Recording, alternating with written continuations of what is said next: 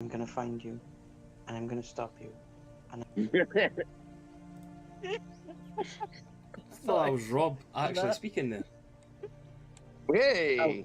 That was a very surreal experience. I bet.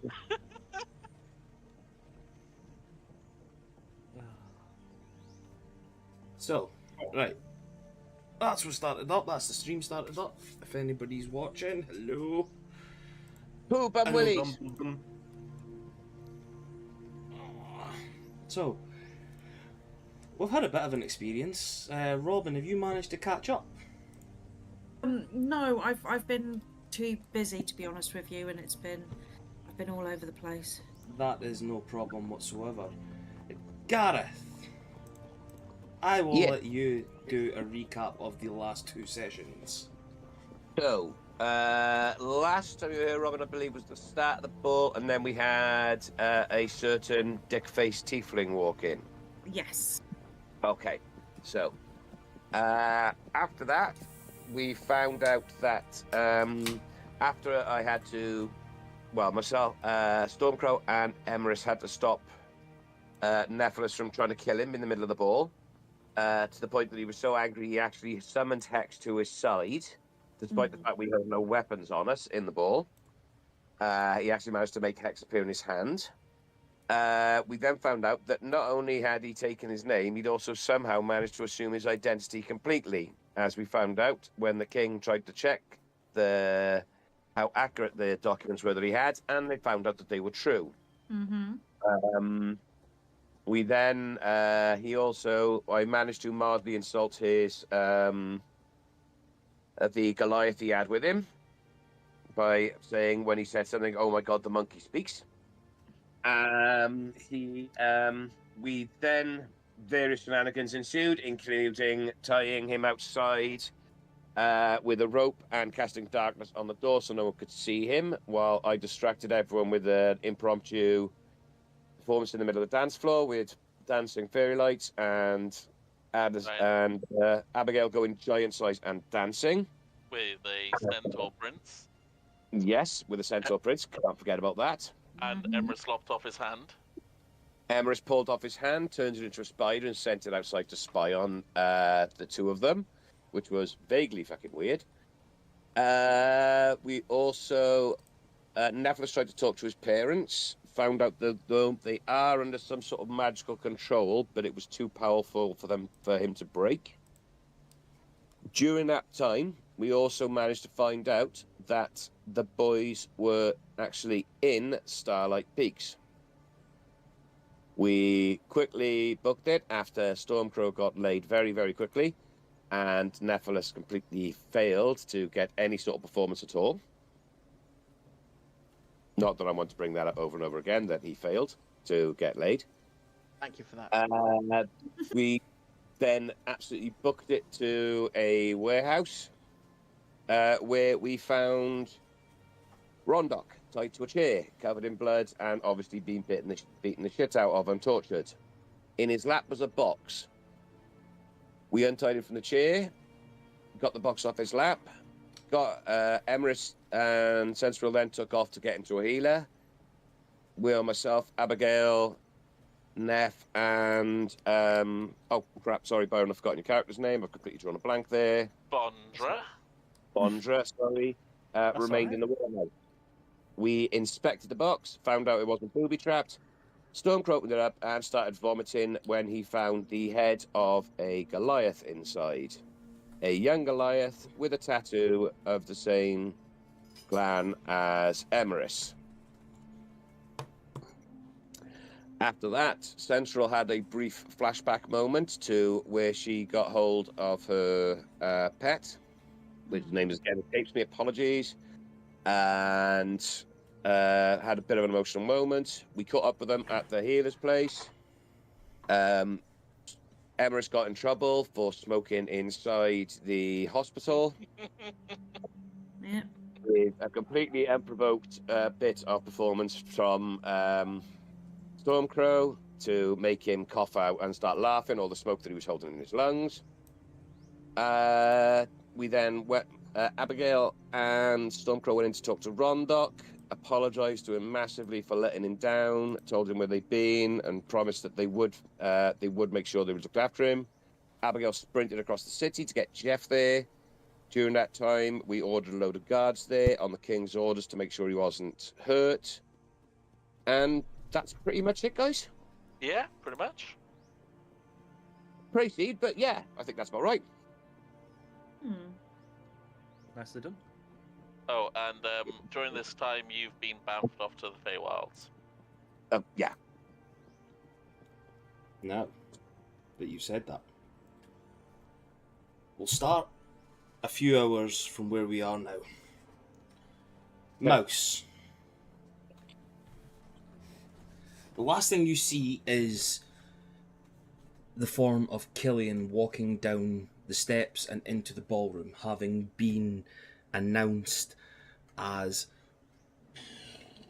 Oh, pardon me, that just came out of nowhere there. Being announced as the name Nephilis Travana. Yeah. Not knowing the last name of Nephilis, I believe. Unless, would he have told people his last name, or did he keep it a secret, Neph, for so long? I think he wouldn't have thought about it, to be honest. I No, don't think he would have mentioned it, but Yeah. Well, we'll say you heard the name and you seen the man, and then you seen the reaction from Nephilis himself, and you got that weird feeling again. You've had it so many times, the draw, the bamf, the uncontrollable teleportation magic that you experienced. How do you feel with this pull in your gut that you're so used to?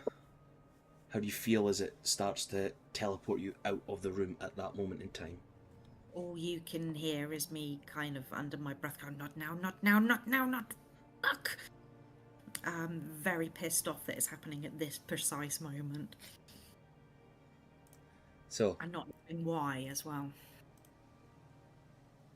you get the sensation and the small poof of magical darkness and the spinning of the head you usually do. Expecting to appear once again in the Feywild, the randomness of your teleportation that you're used to.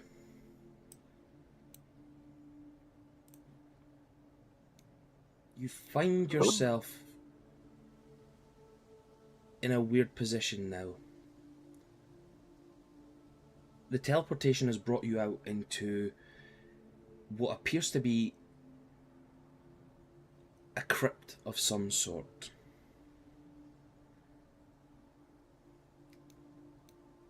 Give me a investigation check, please, or a religion check. Let's have a look. I'm going to do religion. Go for it. 21. 21. You stare about the place. Your eyes sort of adjust. You get a sense that it seems to be like the crypt or undercroft of a temple of sorts, and you see inscribed on the walls very familiar markings to you. This croft, this temple of sorts, seems to be dedicated to your mistress, Saloon. I will immediately relax, but my ears are still up and alert. Can I hear anything? Like, is there nobody about? You hear... I'll not make you make a perception check, but from above you can hear the sort of magical chanting, the magical presence of not I wouldn't say it as a choir, but a song of prayer, just sort of in the area. You're used to that. You know that when you go into temples and things like that, there seems to be this strange prayer type song that resonates around most temples dedicated to one god. You hear it as like the prayer song to Saloon, just off in the background, but obviously through lots of stone and dirt and things like that. But you hear like the crackling of fires. You get the smell of like dank mustiness that seems to be, it's associated with like the wrapped dead and whatnot like that. Other than that, you just you get the sense of stillness within this room, apart from the crackling fires and whatnot. Can I come forward to the middle and have like a proper look around of here and this side? So you have a look around. You see there seems to be some sort of crypts around from where you are. To your left hand side, if we're looking at it as normal now, seems to be a large iron door, which you can presume leads off into maybe like a corridor of some sort. It was the way into this place. Give me a perception check, please. It's not a high DC. 21. Another 21. Jeez, oh, what you like? As you turn the other side, you see in this crypt what appears to be an altar of sorts, but it seems to be more like a stone bed with a figure on the bed, draped in a cloth. Beautiful, like white satin cloth, almost silverish sheen. Sort of looks more like starlight made into material and fabric form. Really? Do I want to be respectful, but I also want to be nosy. I'll go that side, and can I see who it is underneath the cloth? Are they alive? Are they in what they called it when you put out a body? Yeah, are they put out into the way of? Oh fuck! I just had it in my head there. Yeah. As if they're being shown off, sort of thing, given their last Yeah, rites like and all that stuff. Yeah, Yeah, like a state of rest sort of thing. for that's the Yeah. one. Yeah. Give me, with a high perception before, I'll say you sort of, as you step up to the body area, you see the glyphs in the ground, carved, and seems to be a small glow from it. If you want to peek under the material, you certainly can. I will. I'm going to make sure that I'm going to look back, look around me, make sure that there's definitely nobody here, and I will take a peek underneath. Respectfully. You take a Just peek. You pull back the head part of it, and you see, almost as if staring in a mirror,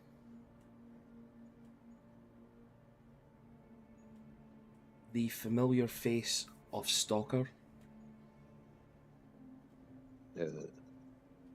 underneath the tarp.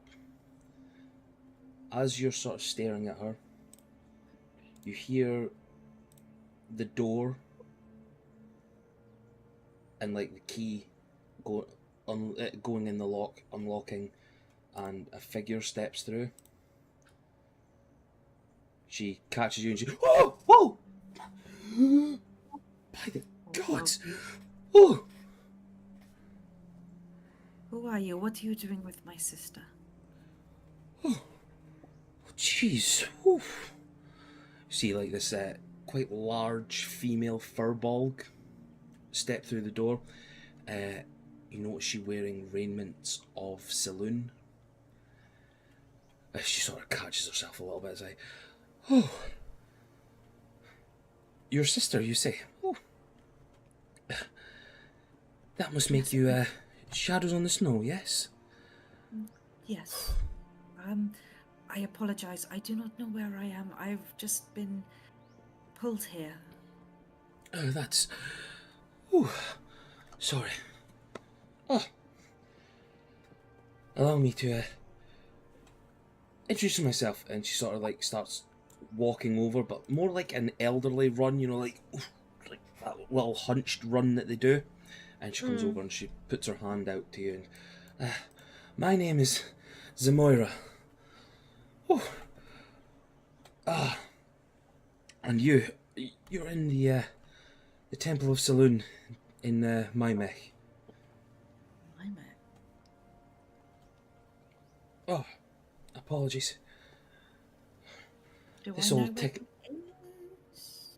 Mymech is the World Tree City of your own continent. That would be where you grew up and learned the ways of Saloon. Yeah, I mean, yeah, so I know the temple then. You know the temple. Yeah. You've seen all this stuff, but obviously, like, being in this Undercroft, being in this crypt, whatever you want to call it, you wouldn't have been able to tell exactly where you were, unless you'd, like, went down there when you were young and, like, carved in the wall, mouse was here sort of thing, you know? The graffiti artist that you are. Yeah, it's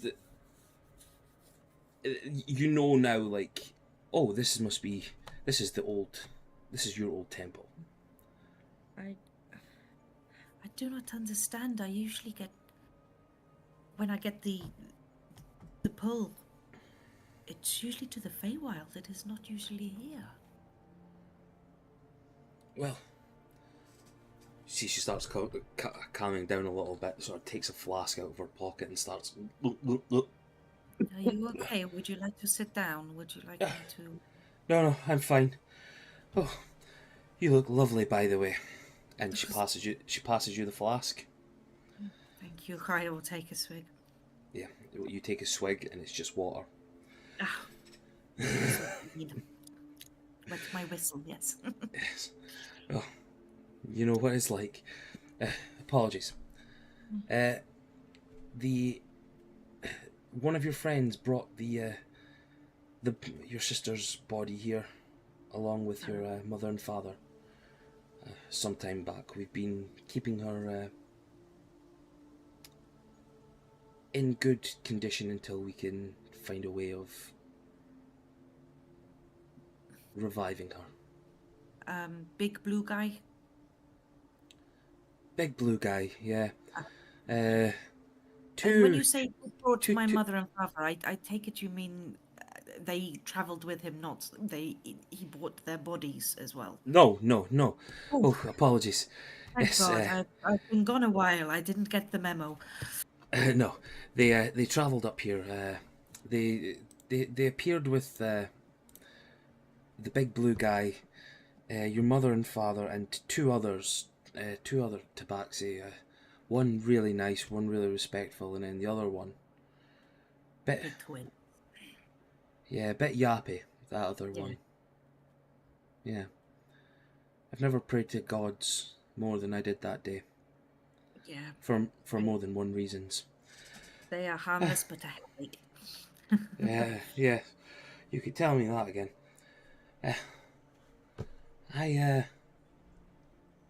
I don't know why you're here.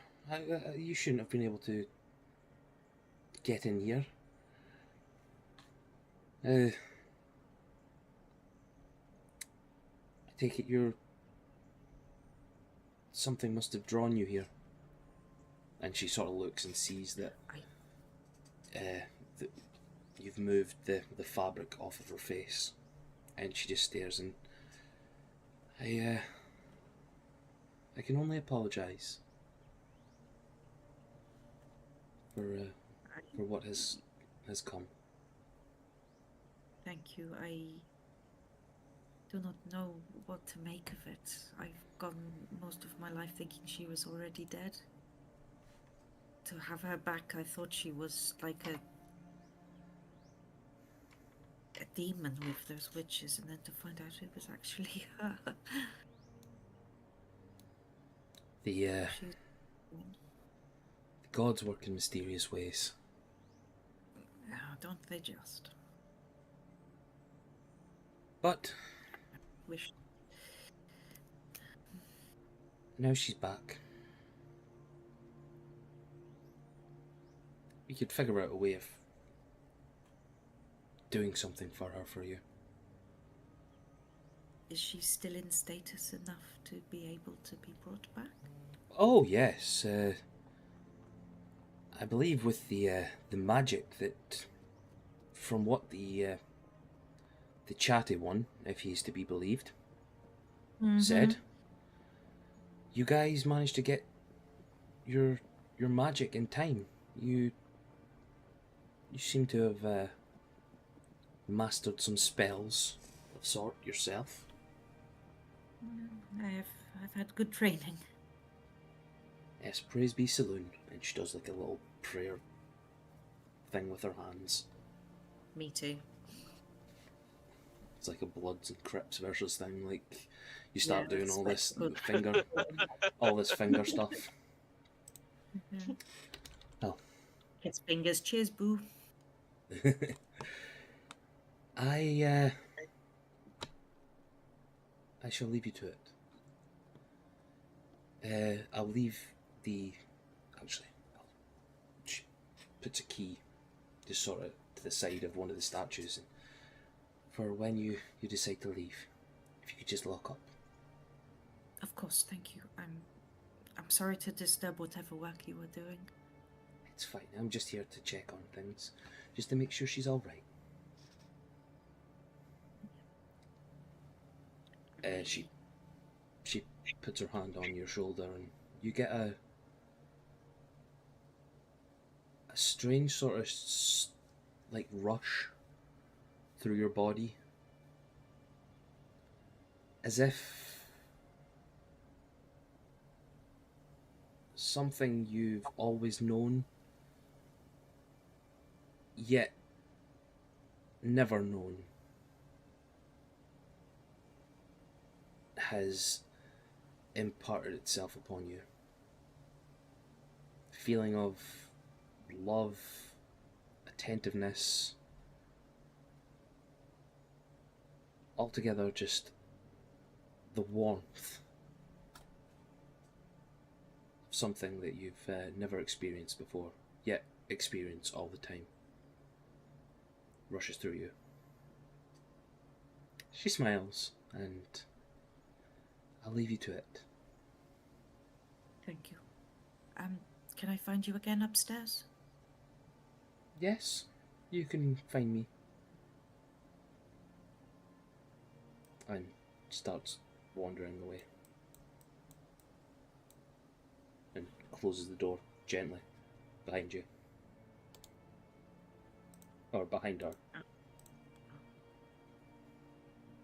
Suddenly, 500 ninjas appear. I draw Pride's Twilight. Bring it on, bitches. Well, now that you're alone, what do you do? I kneel down in front of Stalker. I say a quiet prayer to Saloon. And I just look at her for ages, not knowing what to say.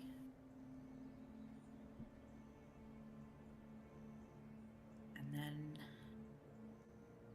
I give her a wet willy to see if she's faking it. You stick your finger in your mouth, it comes out all soggy. It feels weird. Her body feels stiff and cold, yet you get a sense that there's still something there. Not a pulse or anything, like when like you've jammed your finger in that much that it's like, oh, you can feel your heartbeat. Whether it's the radiation of the magic or it's something between the two of you, maybe it's this new connection that was opened up. The magical lines of your birth. Now you're back in proximity to each other. You get the sense that there is something there. Faint, but you sense something. Do I feel like there's anything I can do myself to be able to bring her back? Something at my level of skill? Give me an Arcana check, please. I'm going to guidance myself.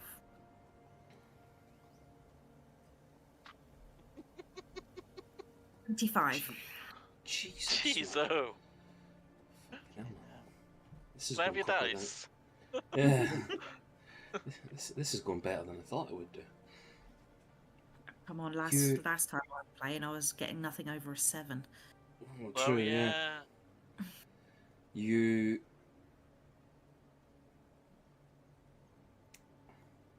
What would you like to do with that sort of role? What is it? What would you like to try, in a sense? I honestly don't know, but I mean, just to say like, oh, I'll try and cast Cure Wounds on her just seems a bit silly, but I want to take a minute and just stroke her hair, hold her face, and just put some sort of my magical energy.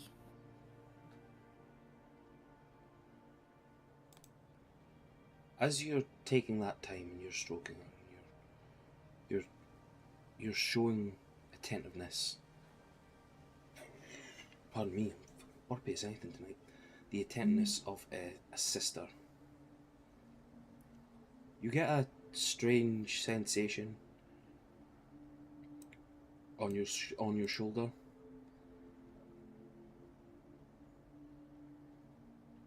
You look and Zamoira's not there, but it's the same sort of feeling, the same sort of energy that or the same feeling, sorry, that you felt from her when she touched you.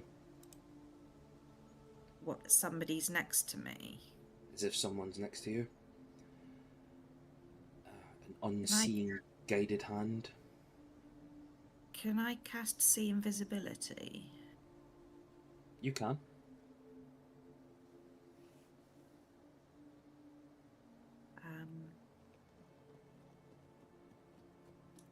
As you look around, I'm trying to play this. Ethereal plane. So ethereal plane is just offset of the material plane, isn't it? Hmm. Right. So you look around and you look around and you can't see anything from where you're getting that sense on your shoulder. You sort of turn back, stroking hair as well, but you still feel this feeling on you. It's not as if it's like somebody taking anything away, it's like it's still there. I'm going to do a prayer of healing. So, before you do that, while you're doing this, you feel another sensation on your opposite shoulder. Oh my god, I've got an angel and a demon. You turn and look and you see a projection-like image of Grandmaster Una Callan.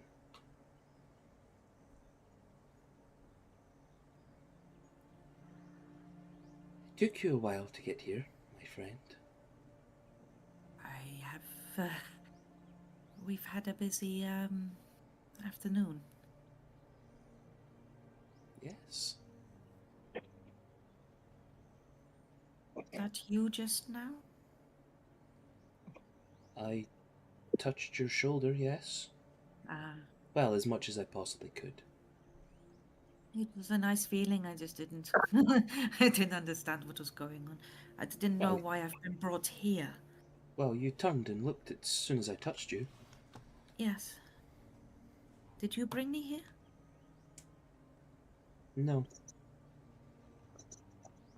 I think she brought you here. And She is dead.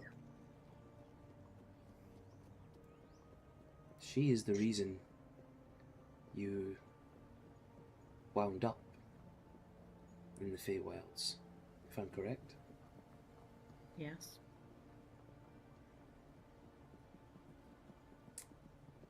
There's something about the two of you. I never knew about you until you told me, but I had always sensed there was something special about you. Yes, my dad used to call us annoying. She gets a little smirk on her face, and I understand why. I have helped guide you for the last few years of your time. And I appreciate everything you've done for me. And I appreciate you and everything you've done for us over the years. You see, like, even through this this magical projection, almost like tears welling up in her eyes. It's good to see you again, Mouse. I'm sorry we couldn't come back. That we were taken straight out of the Feywild when we got attacked. I'm just happy you're alive. We've been searching for you for months, looking for any sort of connection. We felt nothing. I've been worried about you, and then the broken messages over the last few hours. I don't understand.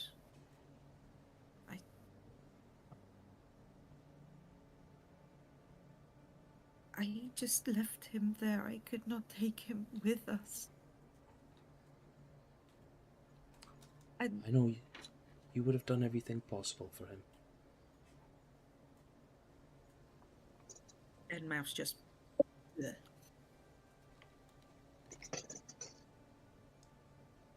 If it's some comfort to you, we recovered his body. Good. He is now in the Grand Temple of Saloon with all the others, the other masters of Saloon, and anyone else we have lost. He rests easy now. He came to help us. And I couldn't do anything to help him. And now I've been brought here and I don't know why. I don't know how I'm supposed to bring her back. Everything is over my head and I do not. It is getting too much.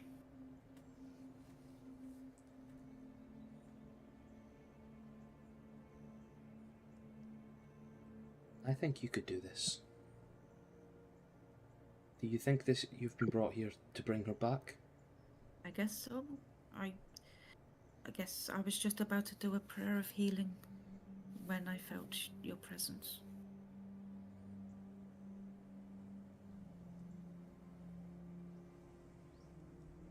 Then, through the realms, through whatever connection we have right now, whatever magic I can muster. I will pray with you. Now. Thank you, my mistress.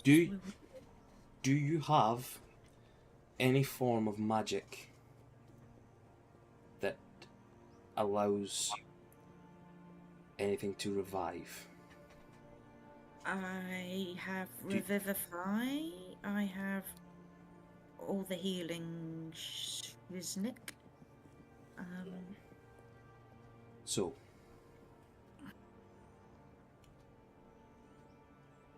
if you want to cast Revivify, Yep. Revivify, we can start a little skill game for you. Okie dokie. Now, you'll get 3 chances. Mm-hmm. First at advantage, second at normal, last at disadvantage. Okie dokie. Now, once you've used one skill check you want to use, you can't use it again. So, I'll give you 3 options or 3 opportunities to try something that you feel will work. Mm-hmm. As you cast Revivify, with the feeling of Unukalon pouring through you, Mm-hmm.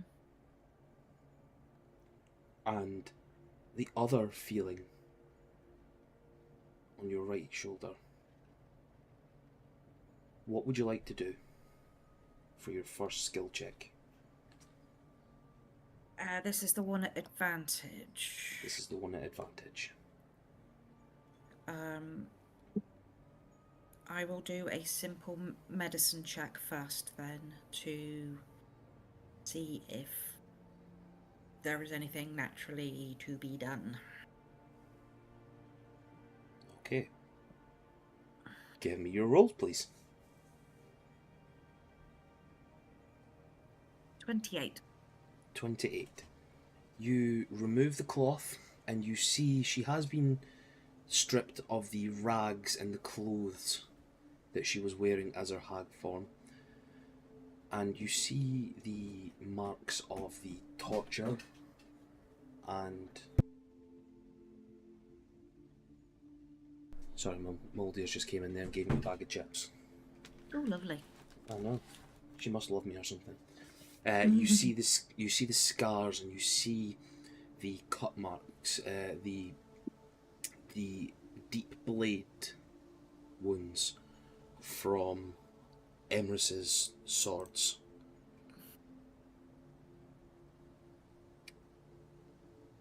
As you pour this magical energy in, you see them start to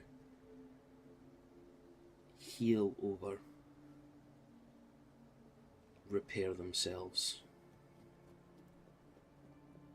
The look of the haggard look on her face that the corruption has done to her seems to be pulling out and making her skin more taut again, starting to make her look your age.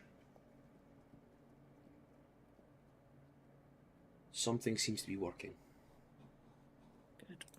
What would you like to do for your second skill check? This one at a straight roll. I will do a religion to basically ask Selûne to give me all of her strength and put it into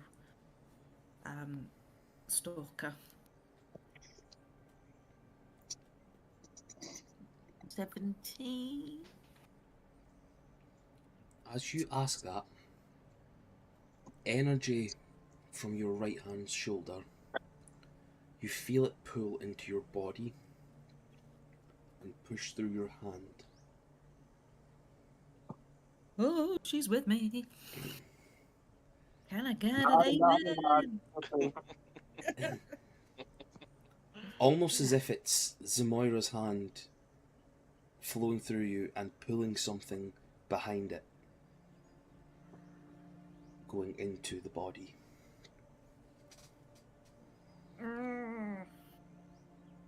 Oh, Zalun is with You- me. Okay. You get a faint feeling coming from the body now, emanating from it. Your last skill check. Will be perception to see if I can see any life return to her eyes. It's a disadvantage.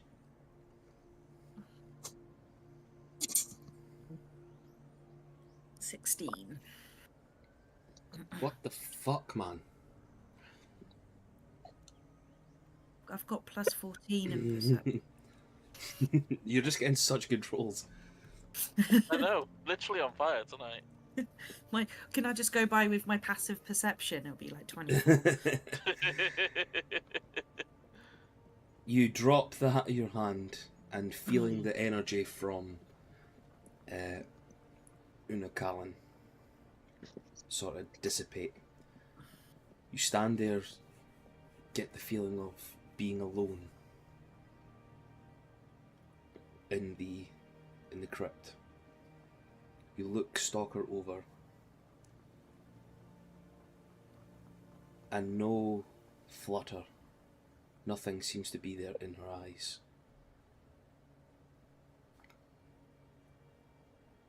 The what should have been pools of icy blue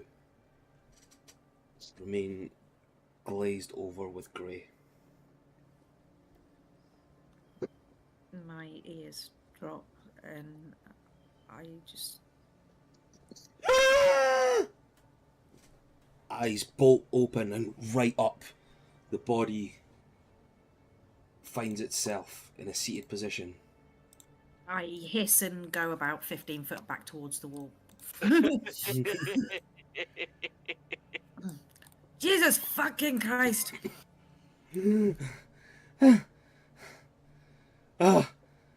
What are you talking about? Who are you? What do you mean, who am I? Who do you think I am? She looks you up and down and... I don't know, some sort of ant? Who are you? What's your name? My name is Stalker. Stalker on the snow. Who are you? Why am I naked? Oh, You've got a sheet on you. I've got boobs. Yeah. What is happening? Okay, calm down. Where is Mama? Where is Papa? She Mama gets and up Papa with- are upstairs. Wait. She starts backing away. Where is Stalker? Where is Shadow? Where is Mouse? I am Mouse. Why am I so tall? Stalker, look at my ears. She stares at you. And, what do you mean you're a mouse? You're old. You're an old lady. Shitty. And she's just... Oh. Stalker, something has happened. You have been... hurt? Taken away from us. And you have been in... Oh, I don't even know how to start it. It's been a long time, sister.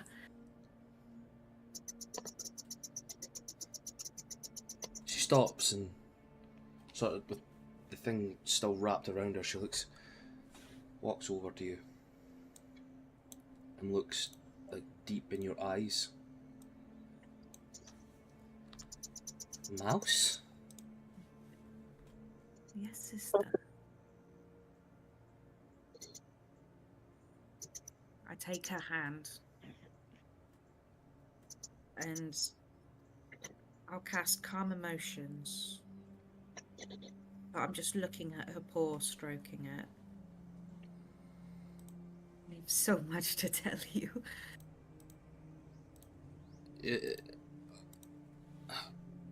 she looks and she sort of like starts looking around, sees a little pool of water on the ground and walks over to it. Ah! I'm an old lady too. We are not old, we are just older. No, I'm an old lady from the looks of it. Look. She pulls you over to it as well. Not as old looking as you, but that is fine. Sister, I have seen things. This isn't age, this is stress. Gods, don't let me get that bad then. I'd hate to see me looking worse than that. A little bit of a memory pops in your head of what she looked like the last time you seen her. Yeah. Yeah, I grimace. Look. You need to trust me. And believe what I say. And we will go find Mama and Papa. Okay. But, can you come play with me, Mouse? I just go. I go like fucking PTSD. What? Why do you shiver when I say that? It is a long story, my love. She just sort of still in her modesty, like not comfortable with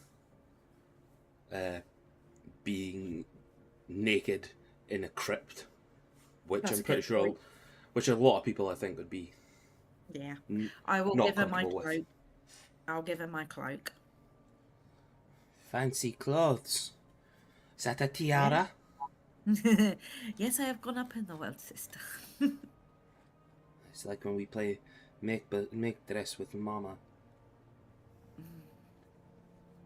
Yes, but now we can actually afford our fancy things. It's no longer make-believe. Come, let us find Mama. And I will fill you in as we find her, yes? You, I'm zooming out on my one here.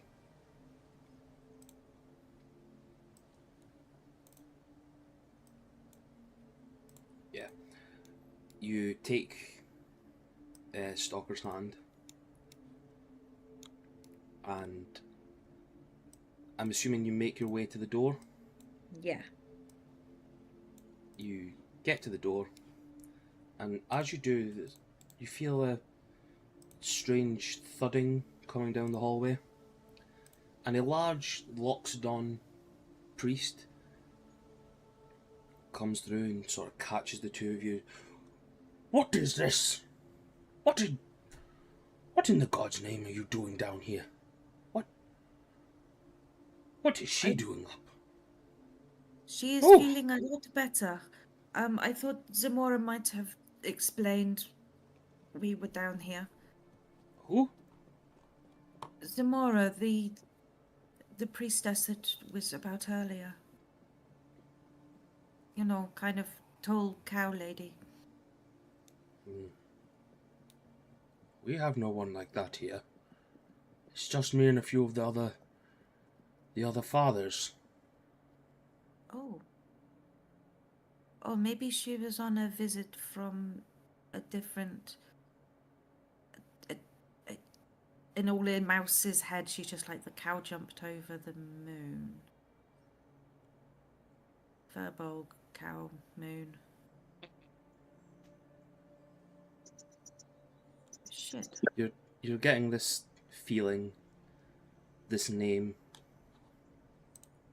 and once more you get the strange sensation on your shoulder. I will put my hand to my shoulder.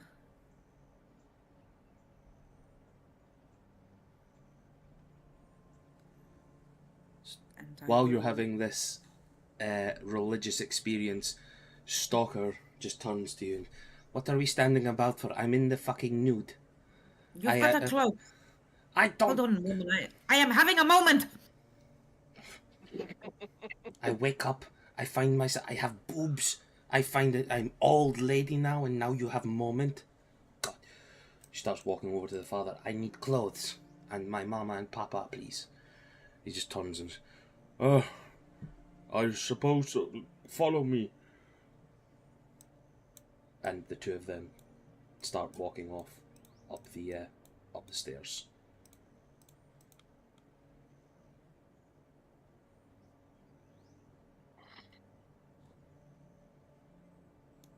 Mouse, what do you do? My hand's still on my shoulder.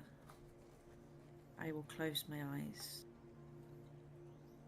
and just say, thank you, my lady. Thank you for giving her back to me. Thank you for your strength. And a big grin will come on my face and I will run after them. What's doing what to your face? Oh, right, okay, yeah.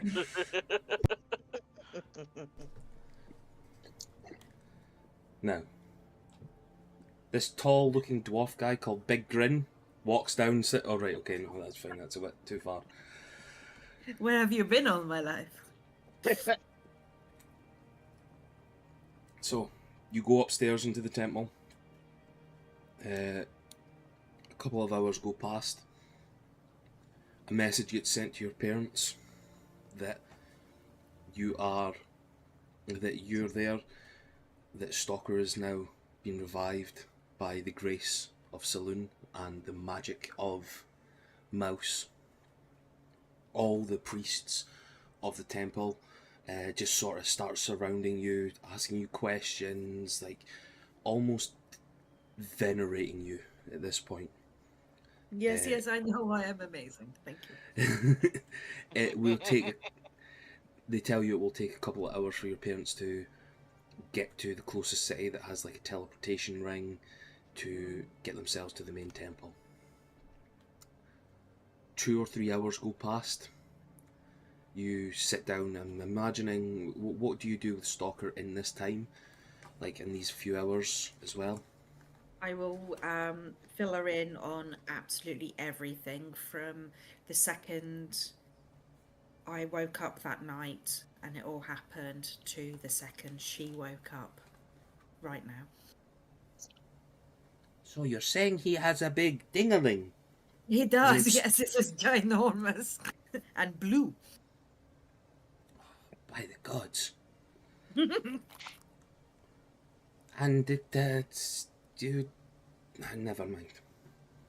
I'm going to go get some more stew. She walks over like to the kitchen area.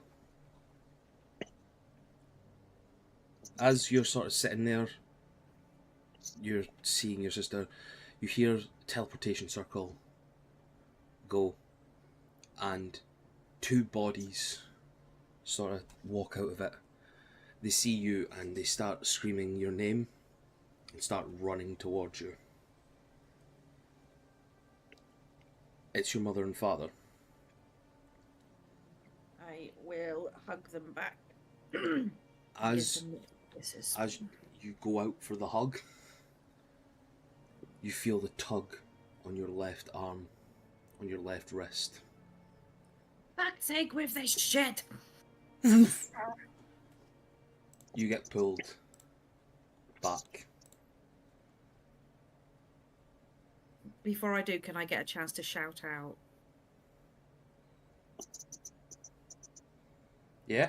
What do you want to Yeah. shout out? I'll just shout out, I will be back soon. They are taking me away again.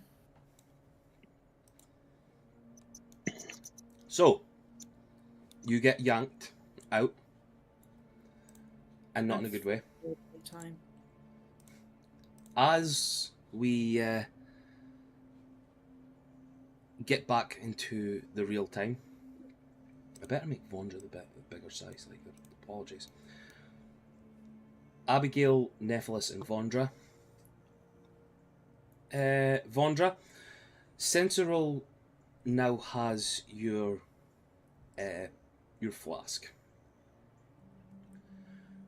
She went through a bit of an emotional time. They told you a bit about it. She had visions of her father. Very dark visions that did not go well for her. It has left her emotionally unstable at this point in time. Emrys is also outside, having just been told off from the Dragonborn matron of the healing house for smoking inside. Sentinel just sort of turns to you and goes, I'm going out with Emrys. I need some fresh air. Before she leaves, I'll like how you see in a film when someone gently takes the gun off someone else. Mm-hmm. I like do the same with my flask and go, I think you've had enough of that, and I'll just gently but firmly prise it out of her hands and just be like, that's not going to help you, and I'll just take it off her and put it on my hip. I'll also check it as well and see how much she's drank of the flask and see what's left. Now, something I was going to speak to you about, and I forgot to. You can actually add something into your inventory. Ooh. Okay.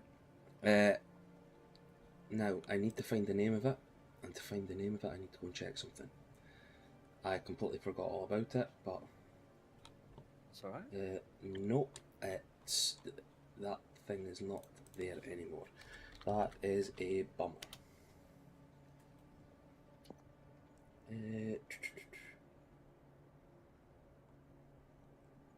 Fuck's sake.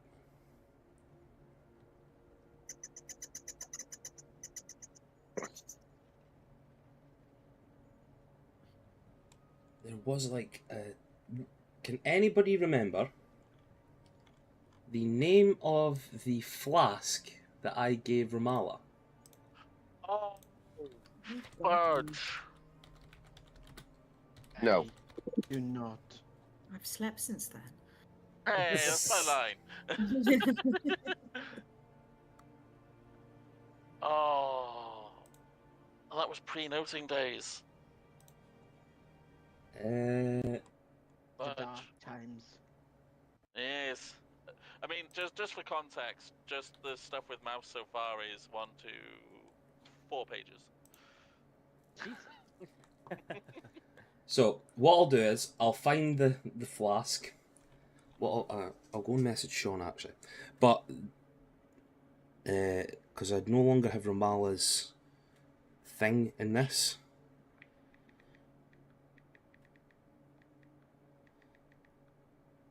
Wasn't the alchemist jug, was it? It was something else. No, it was something else. It was actually called like the flask of something.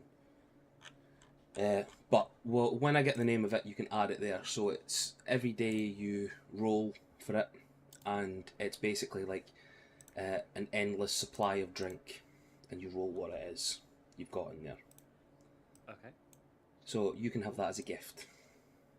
I would say that you probably would have had that from the beginning anyway, like being the magically inquisitive person that you were.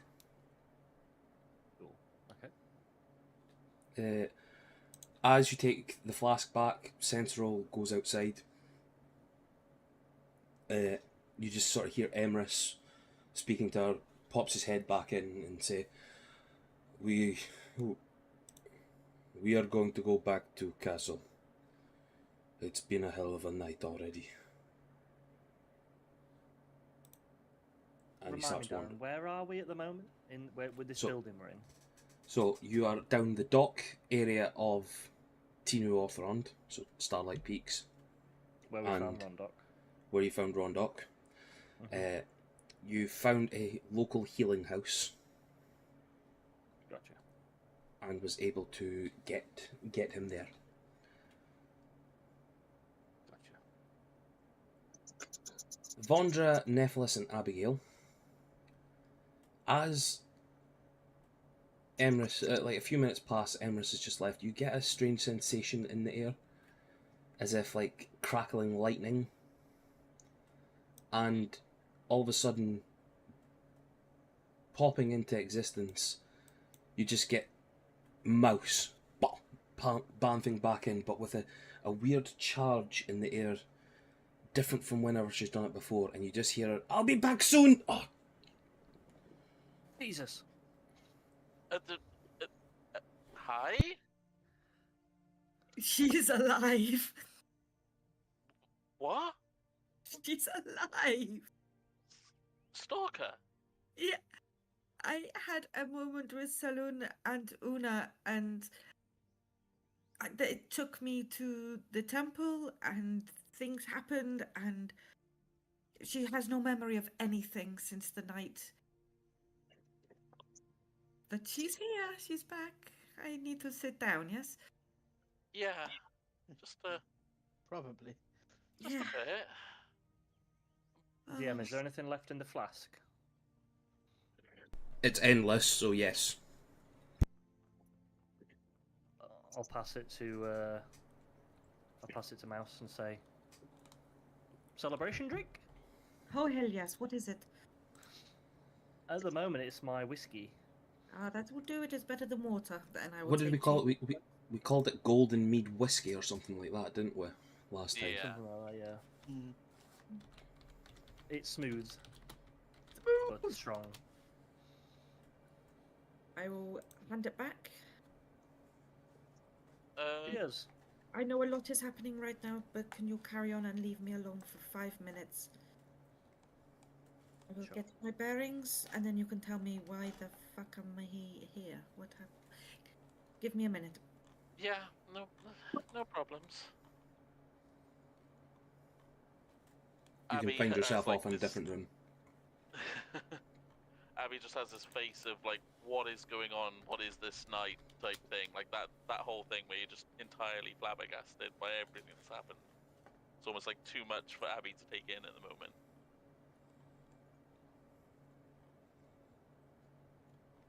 How do they feel with it? Obviously, the three of you in this room with Mouse, who's just told you this amazing news. Yet, Nephilis, you're still standing there with a box, knowing the contents of it, and all of you still having been in total shock from what's happened, still not told Emrys what's there yet.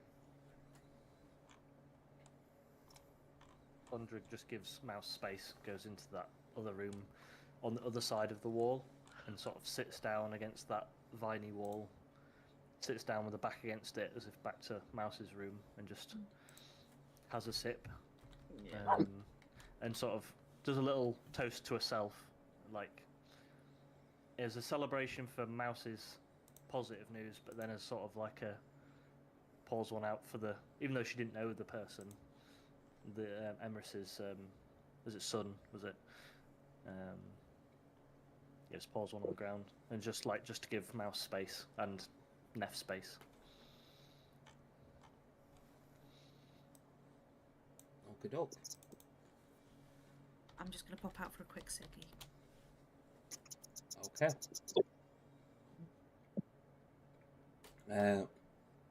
Nephilis, how do you feel? Still shocked and stunned that everything that's happened has happened, but he smiles for a little while, knowing that some good news has at least happened tonight.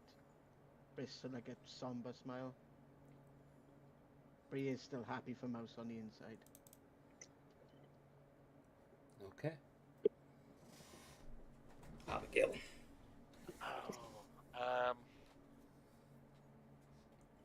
Abby is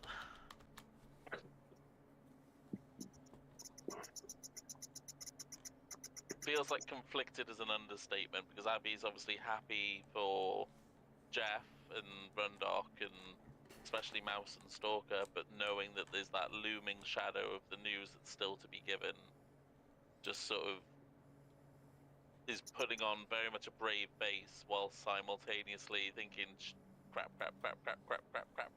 sort of thing. Like So Abby, basically, Abby's just trying to focus on the now, knowing that there's something darker literally around the corner.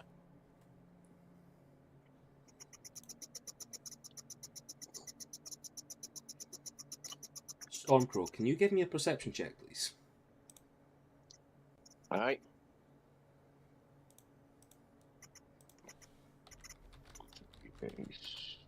Straight roll.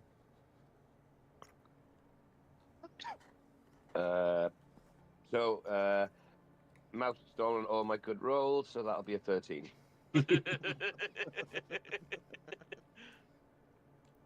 I'll say you're fine. You hear the commotion outside. I don't think you would hear who or what it is, but you'd sort of hear a bit of a commotion, and you hear everybody like cheering and jeering and stuff like that. But still keeping yourself beside Jeff and Rondock. Yep. What would you like to do? So, when I'm there, I'm just sitting there with Rondock, and I look at him and go, look, I know we've been gone for ages, and I know we need to, but I'm gonna have to ask you some questions here, because we need to know something, because we want to know if we can find your brother.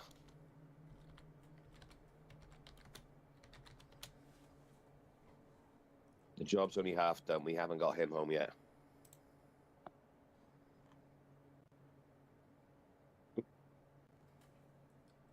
He just looks at you and... I'm sorry, I don't know where they kept us, but... He sort of pulls himself back up. They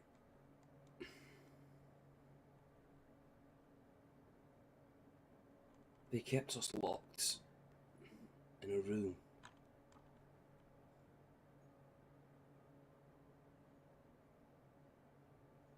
Do you know where it was? In this city? It's not in this city. We were, it was strange. I don't know where it was, but I know it wasn't Starlight Peaks. I know this city like the back of my hand, and it wasn't here. It was somewhere else. Somewhere. Almost ungodly.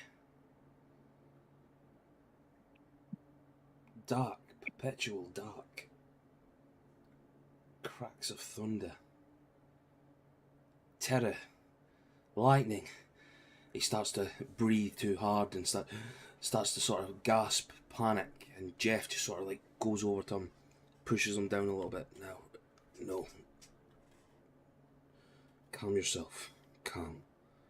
Sort of puts his head down and just see him like his eyes are like wired.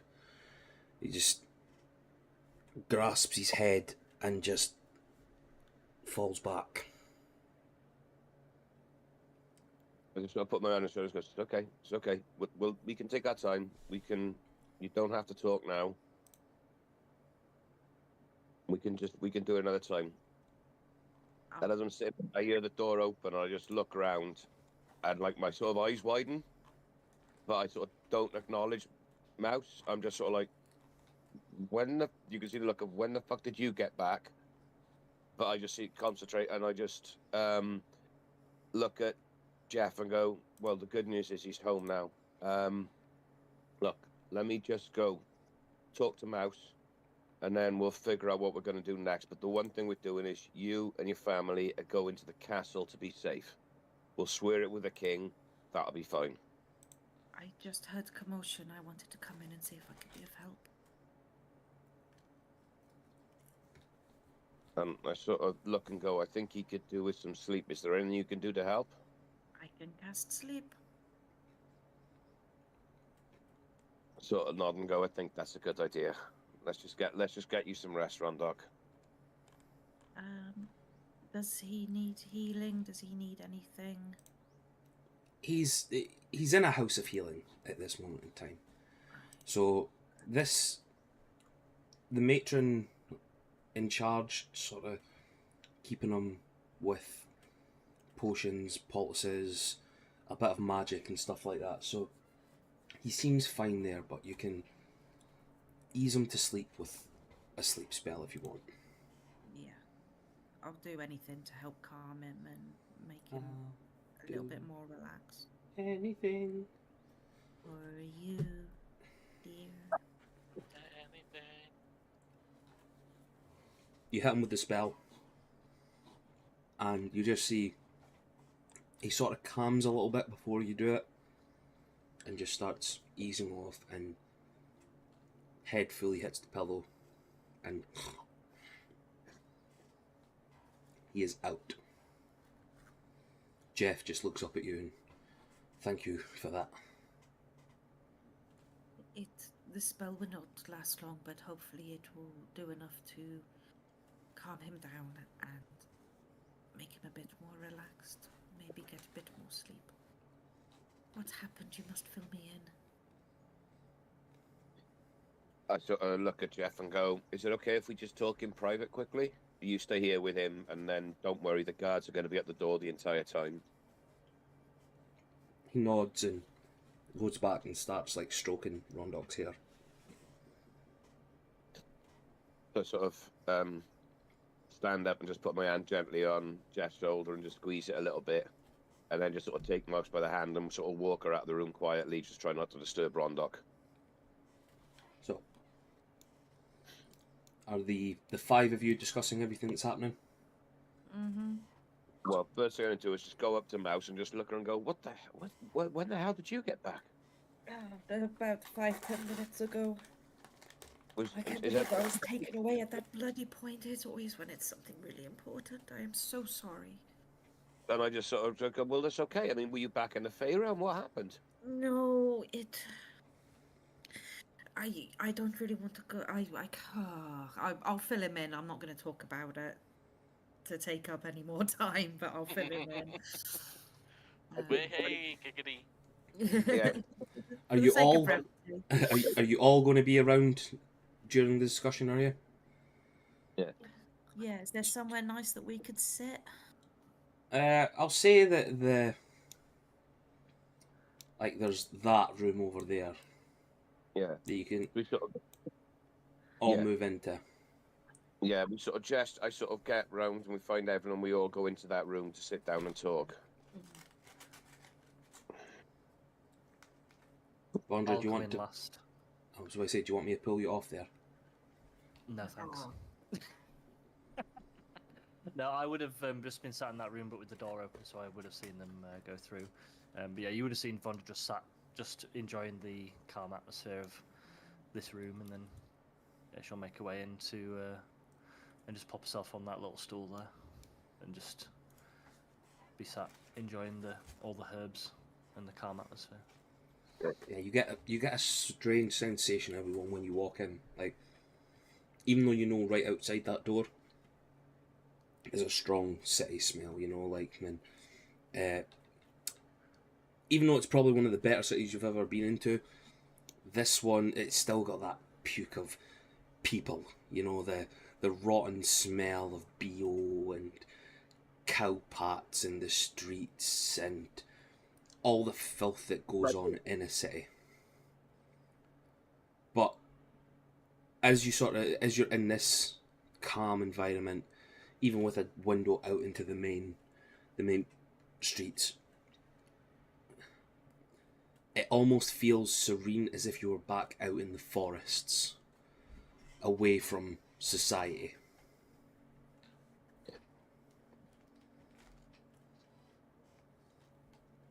Just to be safe, because I can't remember if I did it last session, I'll just step behind these plants, and when Mouse isn't looking, I will cast Prestidigitation on the box, just to clean it up, what's in it as well as the box itself, and then I'll sit back on my seat, just in case Neff is planning to show anyone.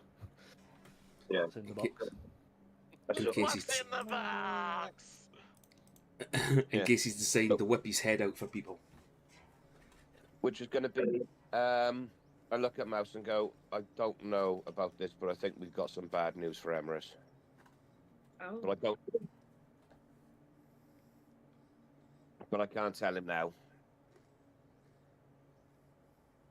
And I sort of gesture to Neff to come over and bring the box over. And say, I know you just had amazing news and I'm so happy for you, but... Rather than, and I'll just jump in and go, rather than showing, why don't we just tell? Yeah, that's a good Yeah. What is I in think- the box? I sort of look at her, swallow and go, there's a head of a young Goliath. Oh Jesus! Oh fuck it! With the Gates mark on it. I would know how many of Emerus's kids were still alive, wouldn't I? The time that you guys spent traveling with him and his daughter, yeah, I would probably say you would know the story of what happened. His older son managed to get his little sister away. She's been found by the followers of Ares, taken into it, blah blah blah. She would have told you all that stuff.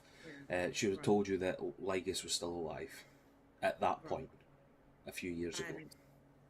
And since I used to go to the gate quite a lot, I would know if this was him or not. Yes.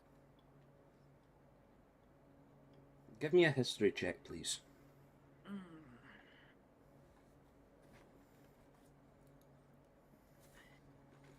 I am going to guidance myself.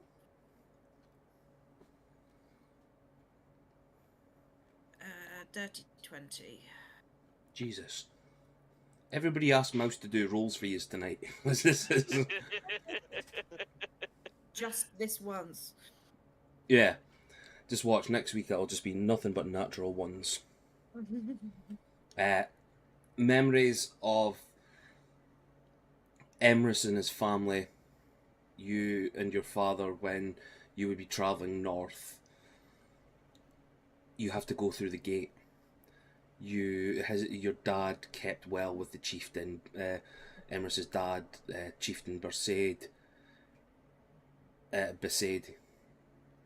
You'd seen Emerus from when you were a child and he was a young man. His family, all that sort of stuff. You have a memory of what his kids look like. And what's his daughter's name again? Soraya, isn't it? Yeah, something like that. I'm trying to remember. Shiara. Shiara, that's it. Yeah, Shiara. Yeah, you know what his kids look like, his family. I will open the box.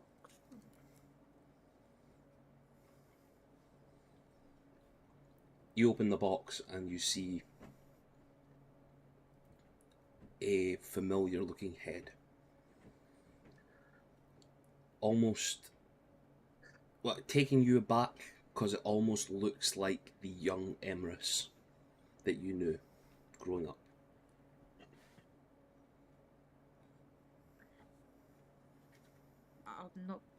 I'm just gonna nod.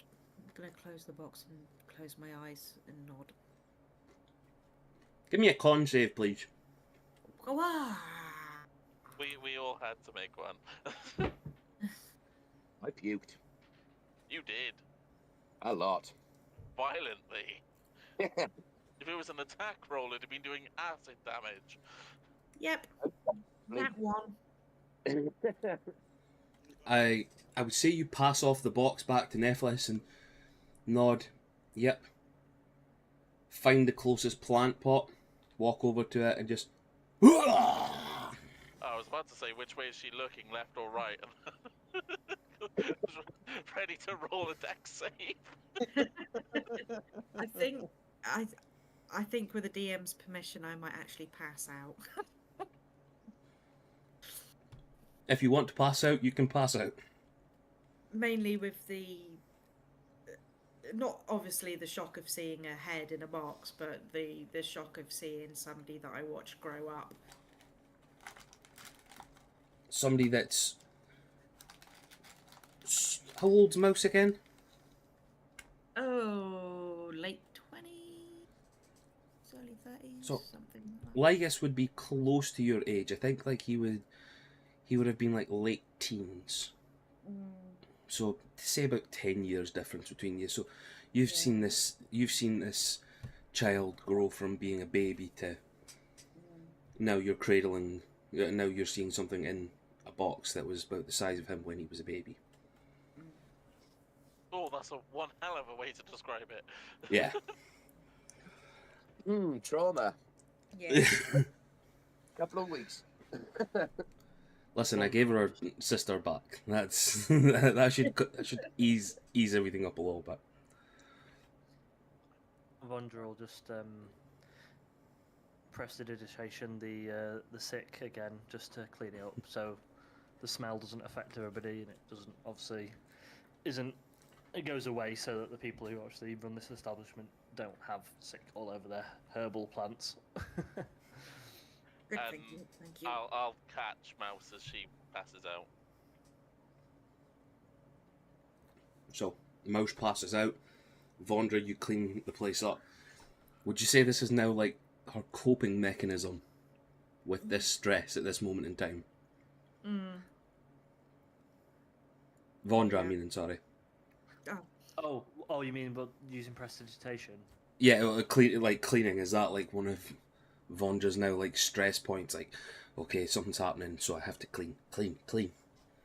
No, she just likes to make sure things are as they should be. Like, she's very much likes things, we're in someone else's property, so wants to make sure that there's not funny smells coming from our group, and obviously it doesn't set off other people in terms of being sick or feeling bad. Yeah, just wants that's fine. things to be done properly. I just wanted to double check and make sure it wasn't like a quirky character trait that you were wanting to do, like in stressful times. No, she does it very casually, just off the cuff. Like, doesn't think anything of it. It's just like, yeah, I Sweet. can deal with that. That's what I like to hear. Somebody who leaves things nice and not in like a fucking state like the rest of them do. What we do, we go in, we cause carnage, we fuck off. Yeah. Yeah, that's true. Yeah. So while this is going on, I'm going to take the box off Neff and put it in my bag of holding.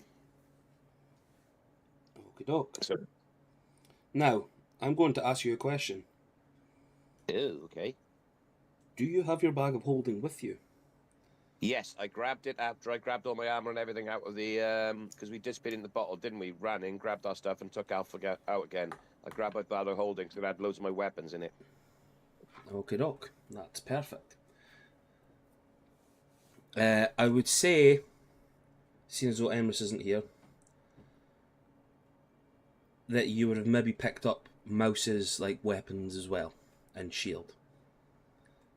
Yeah. So that's fine.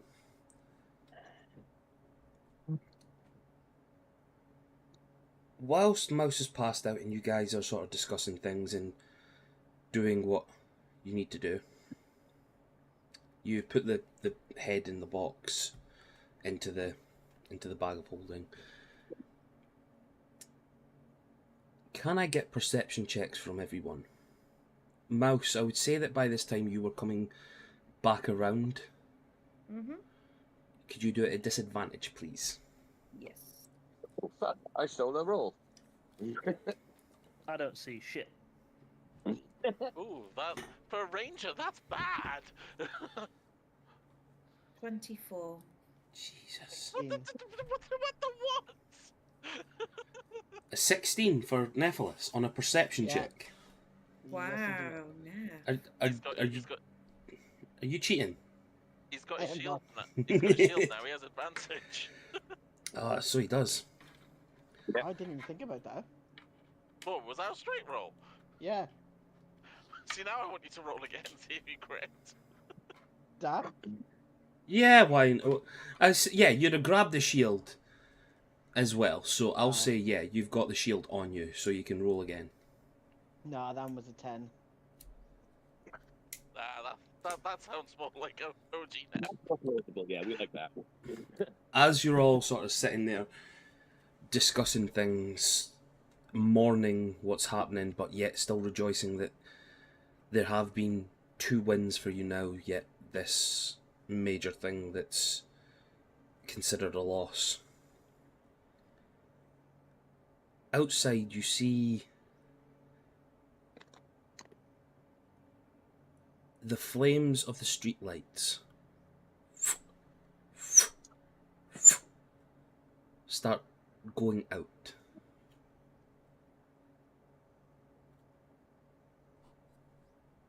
And from the window, you just hear, "You can come out now, Thelis."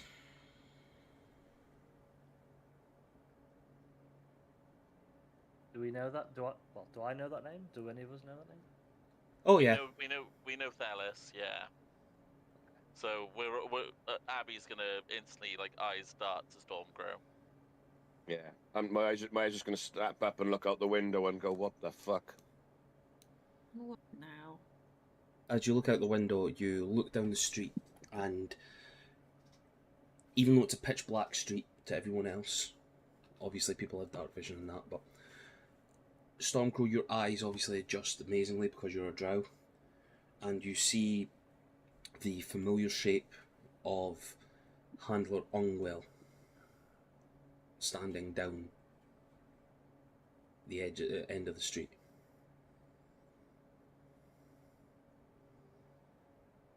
"I do not have all night."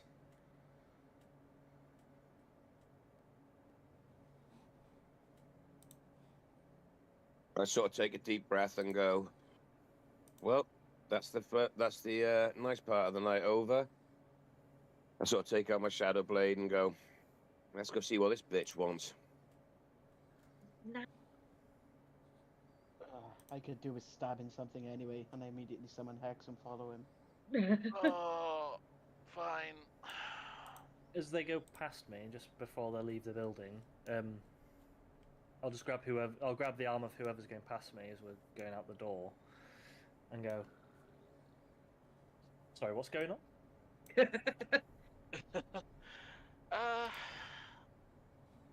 Someone who's got a grudge on Stormcrow has just turned up, and well, let's just deal with it. Okay, what kind of person are we dealing with? Just so I know what we're dealing with exactly. Don't know all the exacts, but any enemy of one of us is an enemy of all of us. I know he's high up, but I think we'll have to ask 2 seconds. Stormcrow later. You guys are in the wrong. I used the wrong tokens for yours. I know it shouldn't matter, but it would affect my OCD. Continuity. Yeah. You all walk out, and I'm imagining Stormcrow, you take the charge, yes? I'm walking at the front. Yeah. I'm Yeah, at the you back, s- so I've got no fucking idea what's going on. Yeah, you sort of slowed Abby down. From as you get outside, Vondra, you see a familiar shape at the end of the road. This one seems to be one of the people who appeared at the ball Okay. with the 2 high magistrates of Avalon, the 2 other elves, and Oh, were the they other. sat where Nephilis's parents ended up sitting later Yes, yes. on? Right. Oh, yeah. This one seems to be the gruff, darker-skinned drow elf, who has a very mean look in his eye as he wandered past you all. Also, isn't this the guy that floored Abby once? Possibly. Or was that a different guy? I can't remember now. I think he did. Yeah, he did. Yeah. This is the one who done the first bit of damage to Ramallah. Yeah, that's it. You see him at the end of the street, and from like the shadow, another drow elf appears, blade in hand. It is not someone you recognise, but Stormcrow, he does appear to be wearing like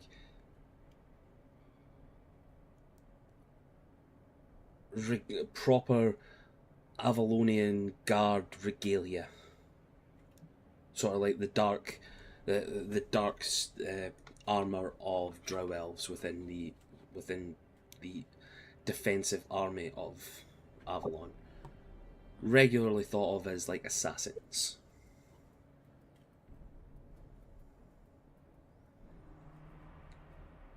So you've come out. Yeah, well, I figured if the rats are going to show themselves, we may as well make an appearance.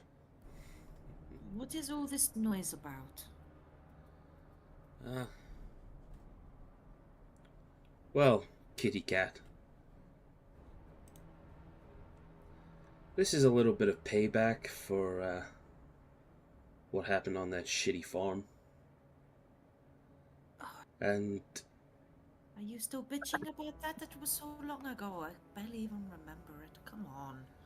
and You got This a few is- cheap shots in. Come on. and he just sort of puts his hand towards you, Abigail, as like the Stum sort of Yeah. thing. Yeah, but I also have orders from on high, so You and you he forget just you're in our turf, right? Abby's sort of like stretching their fingers out, like really raring to go at this point, being like, "Oh, you don't want to do this right now." yeah, I know. He makes this like weird bird call, and from the shadows, more step out. Can I tell from? Can I tell if that is a spell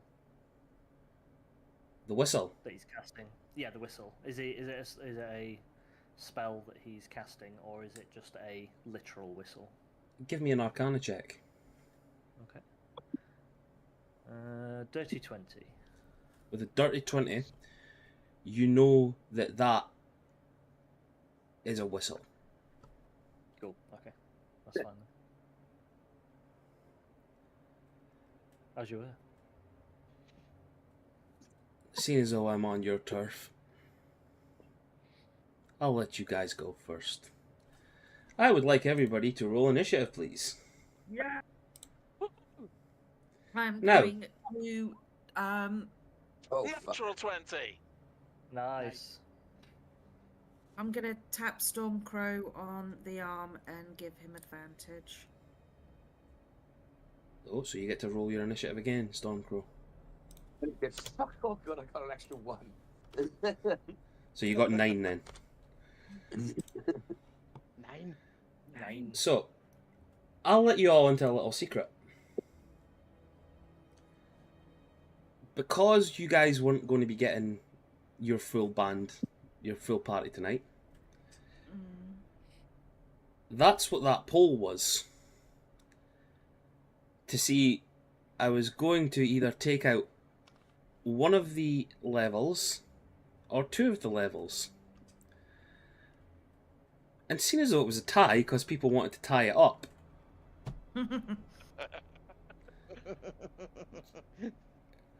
I just kept them both all in. Go. Hey. So, It's okay. Let's do it. first off, is... Oh, wait, hold on. I better put the turn order up for everyone. Vondra, you are up first. Quick question: did we have a long rest in this building, or have Nope. we come straight from? No, that's fine. You've not had a long rest. You guys are now. Any spell that you've used within the last few hours and whatnot are still marked off of your spell list. That's fine. Vondra, not really knowing what's going on, will just do mage armor, and red plate will appear from nowhere, sort of just come out of her dress clothes, and she'll be a bit more armored now. Yeah, and it's sort of like a shimmery, sparkly, and shiny red, with a bit of orange and black thrown in there, sort of in the detail, in the filigree. Nice. So, oh yeah, it's on. She's On gonna you go. stay where she's gonna stay where she is. Yeah, that's all she's gonna do for the moment. Okey-doke. So, for everyone, I'll point them out. He's on the ground. He's on the ground. He's on the ground. He's on a roof, but that roof is about ground level for where you guys are now, because that slopes downward, that area. So Yep. he's about 20 foot up, but that's level for you guys. So to get down to there is 20 foot. Right. These two, so the one up the top, one at the bottom, that look like they're on roofs, they're 20 foot up. The other one there is 30 foot up.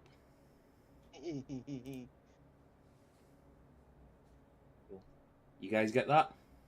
Mm-hmm. Yep. Okay, doc. Why the fuck am I not getting that? Because you're not even on the fucking thing, are they? You dirty bastards. Yeah, 2 seconds. Who is up? Is that everything for Abigail, yeah? No, Abigail, Vondra, yeah? Yeah, that's my turn. Yeah. Abigail, 'tis your turn next. Hokey cokey. Hunter's mark on this guy over here. The one that's sort of on a roof but level to where Abby is right now. Okay. Hunter's mark green for you. I'll check mine on here as well so we know I'm concentrating. And so that's my bonus action. So we're gonna shoot some arrows at that guy on the roof.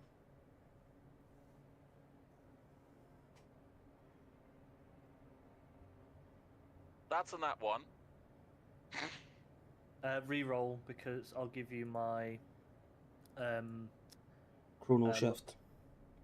The chronal shift. Is that? Alright.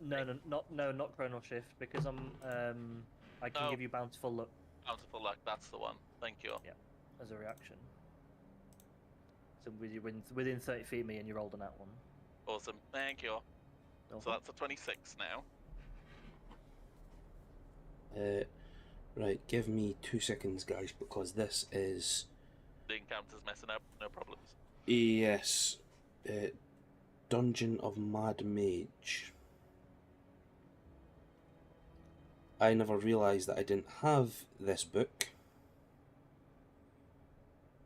And I need to get it. I've got it. You've got a physical book, yeah? Yeah. I can go get it if you want me to read something from it. No, it's fine. I just got paid today, so 20 quid's no much for this. I didn't mean for that to sound like braggy for anything, just in case it was, but... No, Yeah, good for you, just- man. Yes, sir. I'm just refreshing the page, because I should be able to get that now. There we Spill go! all the things you want. Yay, guys! That's it. We got it. Right, so you're hitting this one, yes? Yes. Green And boy. what did you get again? Sorry. 26. 26, that hits. Roll damage. So that is 10. You ignore the Colossus Slayer because he's still on full health. Plus the Hunter's Mark. That's coming in now. So 13 on the first arrow. Okay. Second attack. Does a 16 hit? A 16 hits. Awesome. So this one would have the Colossus Slayer now. So that's 20 plus the Hunter's Mark again. So 23 on the second arrow. Nice. 23. As the battle erupts, Vondra throws up her magical mage armor, and as if taking this as the start off, Abigail, you grab 2 arrows from your quiver and fire off in quick succession to the one just across the street from you, down the dip, and both arrows just sort of hit their marks, and the drow assassin just sort of takes a step back on the slates, sort of taken by surprise that, number one, it's even hit in the first place, and number two, how much damage is done to it. Yeah, because that was that was so much damage. Oh, I'm so tempted to do something, but no, I'm gonna hunker down, stay where I am, and end my turn. Okie doke. Now, it is this one's turn. He is going to... Oh.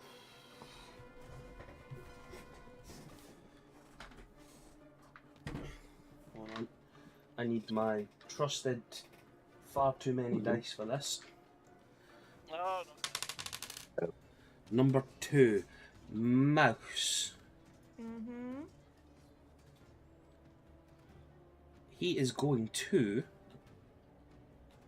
take an attack at you with his light crossbow. Oh, is he now?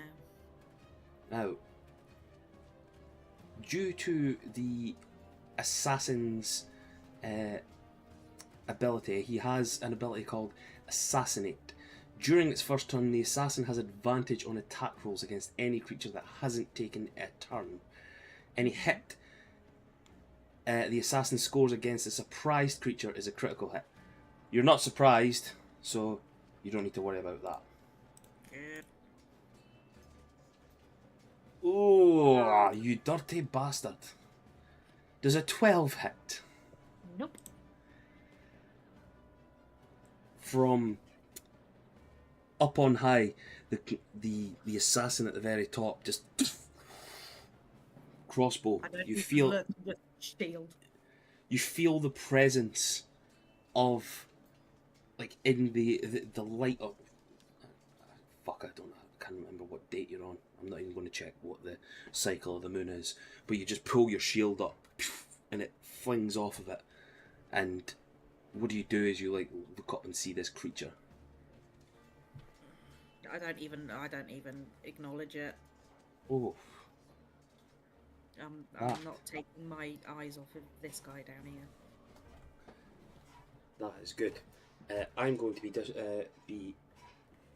I need a toilet, because if I don't, I'm going to pee myself. Is he the fancy one, or is he the fancy one? He's the fancy one. The one that you just clicked on last. He is Ungwale. These are Shadow Blades. Oh, okay. I thought it was the other way around. Yeah. No. Same. 2 seconds, I need to pee, because I might pee myself. Okay. Alright, well, Oh no. well then I'm not taking my eyes off of this guy then.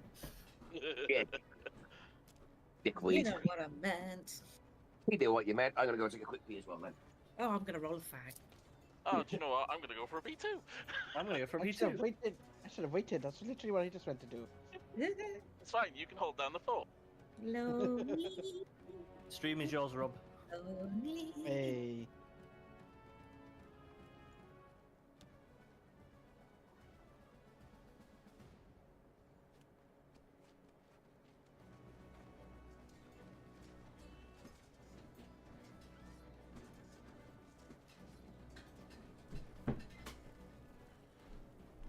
Jeez, oh.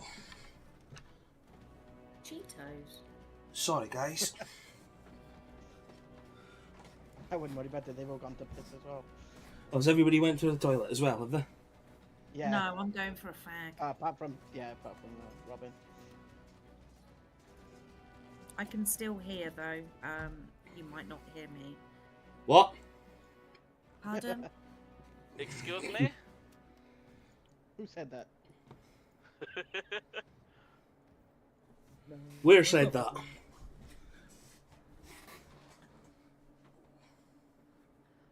That music's more like it. None of this sword fighting nonsense.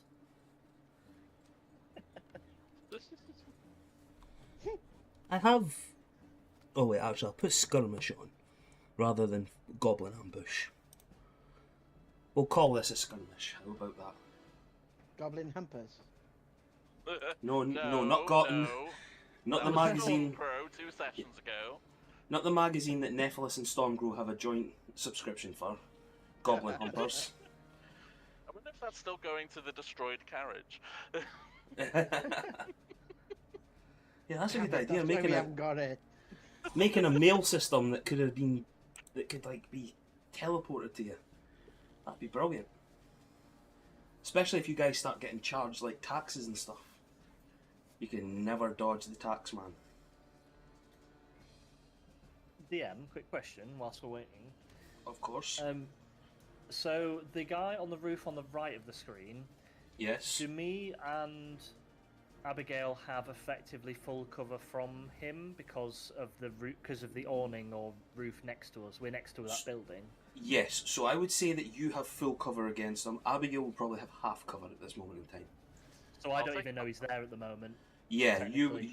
you don't know that he's there at the moment. You would see the ones that are on the ground, the one at the bottom as well that's on a roof, Yeah. and then the two on your right, and then that one across the way as well. So you know most of them, you just don't know the one that's there. I would say you've maybe got a bit out. Give me a perception check, just while everybody else is still at the toilet. Sure. It's only a 6. I'd say with everything else, you couldn't have you never noticed the bolt coming towards Mouse. Oh, is it the guy on the right who fired it? Like Yeah, above that table? was that was him. That was the one from the bit that you can't see. It was him that fired that. Cool. Good to So, know. is everybody back? Perception. Yeah, imagine that. So next up is the Shadow Blade at the back. He is going to. What does he get? No, I don't want that. I want I that did not one. zoom out of the map and didn't realise there was people behind me. I was zoomed in, so I literally just saw the one on the left, the one on the right, and then the 3 at the bottom. I didn't see there was 2 behind me. Yeah. That's fine. Do you know what would have happened? See if you guys had have voted properly. There might not have been those 2 at the very top, but It's fine. It's much more of a challenge. It's more fun this way. so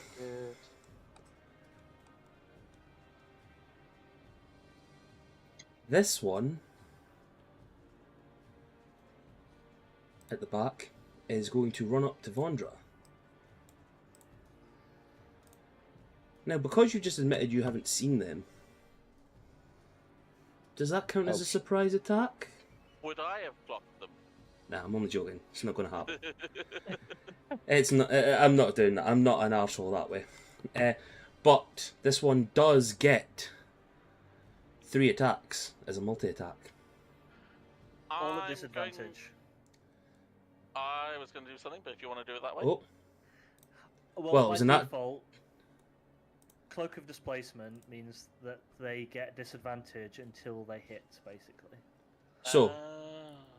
natural 1 for that roll.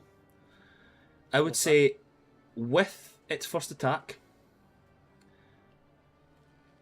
the blade, as if in a striking motion to take your head, goes through and catches a wooden beam off to your side, Vondra.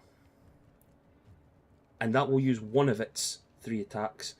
It has to lodge itself out, so it only has 1 more attack it can do because of it being a natural 1. Okay. Does a 22 hit? Is that a disadvantage? That's at disadvantage. It does. So I will actually no, I can't use my reaction for shield because I used it for not bountiful look. Oh, we're there. I use mage armor. Bountiful look is not a reaction. Oh, it is a reaction. Okay. So yeah, I can't use shield. That's fine. Can I get a wisdom save throw, please? Because I'll use my reaction. Oh, damn. From me or? From you. Okay. Wisdom save. Quick question: is this a charm or anything like that? I was about to say, it is a charm, so you do get advantage. So that's fine. I get advantage on that. 23. That beats it. Never mind. It was worth a try. Thank you, though. So yeah, the last hit hits. For 31 points of necrotic damage. Oh, fuck. Okay. Okey-doke. As it brings the blade out, it just sort of like swing. It pulls the blade out of the. Hold on. Get this message gone.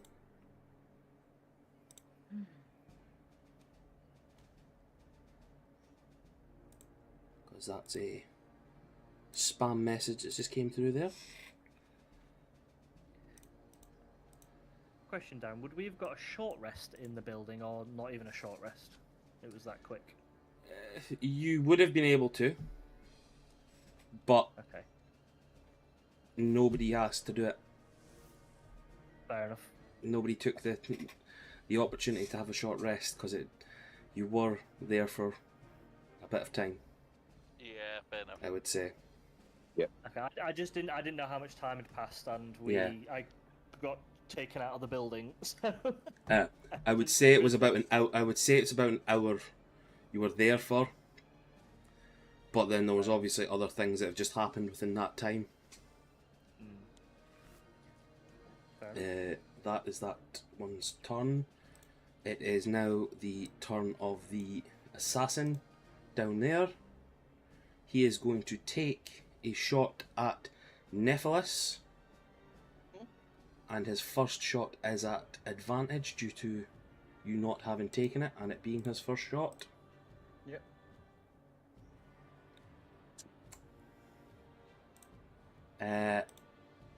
A natural 20 for 26. Silvery barbs. Oh, Nice. a 12. Yeah, that's a miss. You dirty so-and-so. Neff, don't forget to pass advantage to someone. Oh yeah. Did I hear someone give Stonecrow advantage already? Yeah, Mouse did. Okay, Well, I'll that give was my. just for The Oh, initiative. for initiative. Oh, okay. I'll give Stonecrow my advantage then. Okie dokie, thank you. Nice. This is the Drow Assassin's turn. Next up is Nephilis. Okie dokie. So, the ones sort of on my left and right, the tower that's 30 feet high, and I think the one's got a hunter's mark on it. Is that what that green spot means?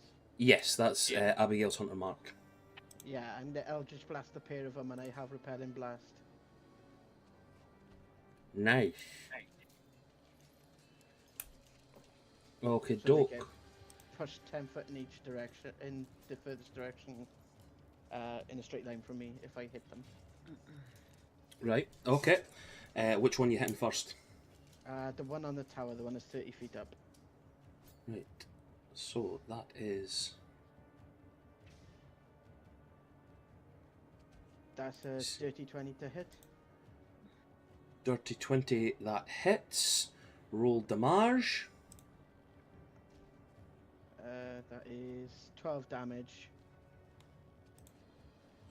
12 damage for this one.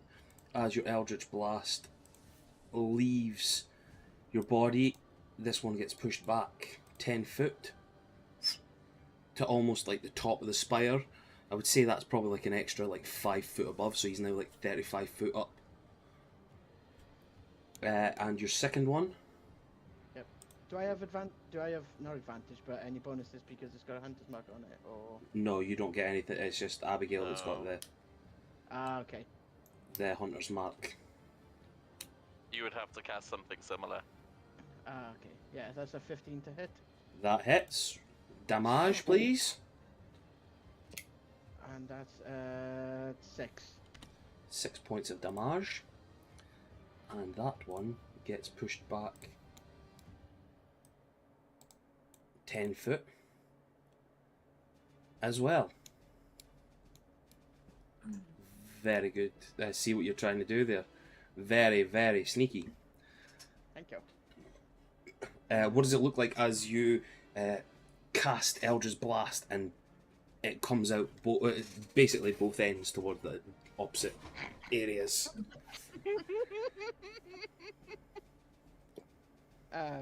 Basically, yeah, I use my sword for the one on the top of the tower to aim the Eldritch Blast. And then, you know in Avatar The Last Airbender, when Zuko reflects lightning, that's kind of like the pose he strikes to hit the other one. Then looks like, even Nice. though he's shooting it back outwards, he's actually absorbing one and hitting the other. That's what it kind of looks like.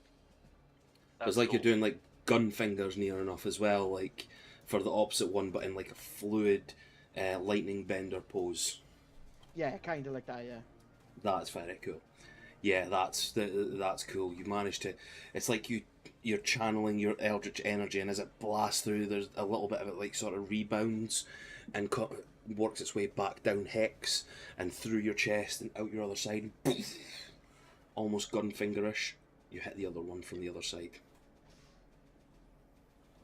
It's not thrown them off the roofs or anything, but it has pushed them back a little bit for yous.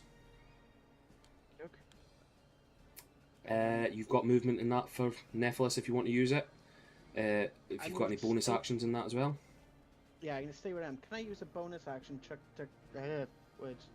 Can I use a bonus action to chuck a potion of healing to Vondra? Or am I far away? Because they're in combat. 2 seconds. 30 foot. Give me a acrobatics check, please. 5.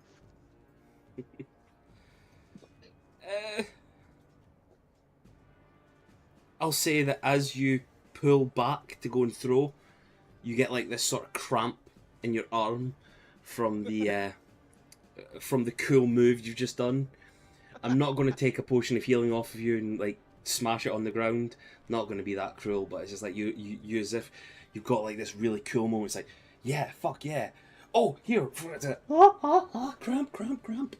Like it's went from this really cool action scene to now like Hot Fuzz style, like hot. Yeah. I'll just yeah, give you. a wink in thanks. The gesture was appreciated. Yeah. That's everything for you. That's everything for me in true Right. Necklace fashion. Listen, you pulled off an amazing fucking move. And then you necked. Yep. Yeah, basically. The one that has just taken the double arrows, Abigail, is now looking towards you and like, what? Fuck you! And he's going to take his light crossbow out and fire at you. Mm-hmm. Does an 18 hit? That is my armor class. Oofed. He does 8 points of piercing damage. Can you make a Constitution saving throw for me, please? Sure. I've got to make 2 of these actually, but we'll do the other one in a second. 11. I'm guessing that's a fail. That's a fail. I'm gonna, because you helped me. Tried to help me. I'm gonna use Chronal Shift. My last Chronal Shift on the on your saving throw. So roll again. Oh, thank you. So I don't know what this does, and I don't want to know. That was Oh. worse. Oh, Ooh. damn. 20 points of poison damage as Ooh, go as on. the arrow hits your body, as the bolt hits your body. It sort of like catches you in like the thigh, and you just you feel like something's in it, and it sort of starts radiating like an internal burning. You look down and you see sort of like the veins and blood vessels around where the bolt has went in start turning like necrotic green. Good thing I put my wristband back on. I was going to What- do a concentration check. What one was that? And hence his marks dropped.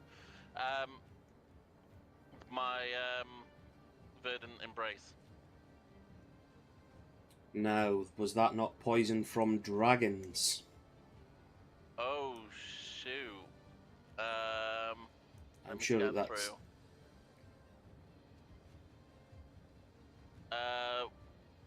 The ring/armor provides the wearer with resistance to poison attacks and also lets the wearer roll their corruption.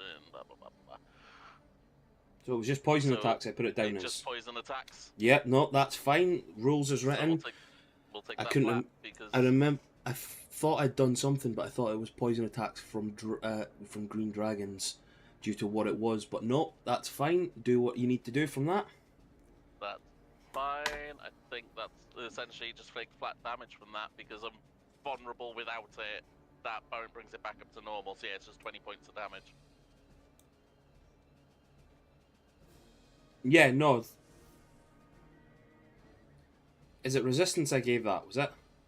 Yes, you gave that resistance. Yeah, so you're I'm 10. So only yeah, vulnerable. so you're 10 because it was meant. Yeah, it was meant to be poison damage from that you're vulnerable Okay. from dragons. That's what it was from. Right, okay. Because it was from the green dragon that you took the damage, and we done that. That's what we were doing it for that. So you do have Cool. the poison resistance when it's not a green dragon. Awesome. Yeah. When I started doing that stuff, remember, it was when I first started DMing, so I need to go over shit again. Apologies. Yeah, all good. That's this assassin's turn done. Stormcrow, it's your turn, mate. So, quick question here. Basically, I've got my shadow blade drawn, which Yep. pretty much makes me disappear. Because I can. And what time are we? Are we still at night? Yeah. We're still at night time, yep. So basically, apart from in unbarred daylight, I'm basically invisible apart from magical sight. Yep. So. Now first remember, thing yep. remember, these guys are also your race as well, and they also have the same blade that you have. There's only 2 Drow Shadow Blades. And there's also Ungwale as well. Yeah. So.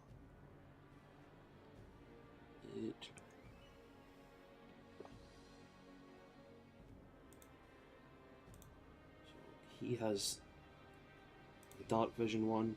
So does he. So does he. Yeah, they can all see within darkness for magical darkness and that as well. You can also see a magical sight. Okay, cool. So, because it's invisible to the eye, barring magical sight. Yep. In dark. So they can still see me. Okay, cool. That changes things up a little, but that's all fine.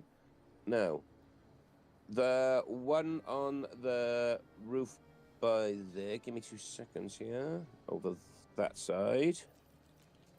Give me a second.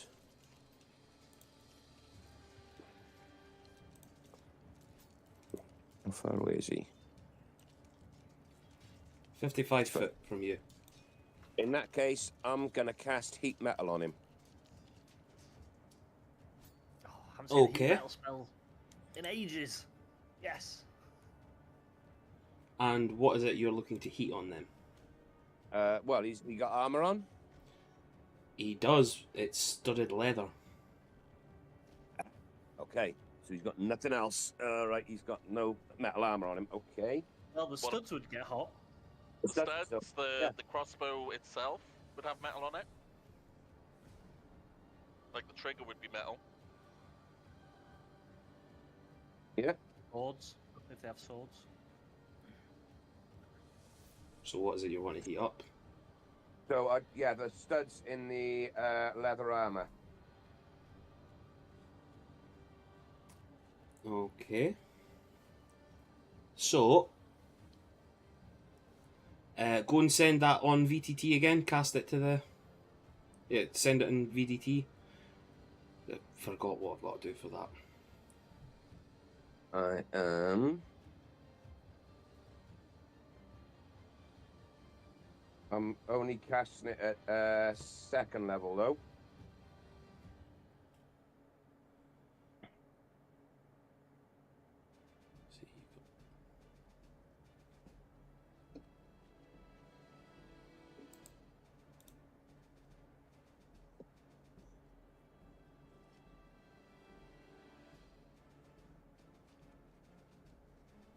Right, so he's got... You can roll 2d8. Yep. Which is going to be 6 points of damage. 6 points. And he now... Has disadvantage. Yeah, but he has to make a Constitution saving throw. See if he can Yep. take it off.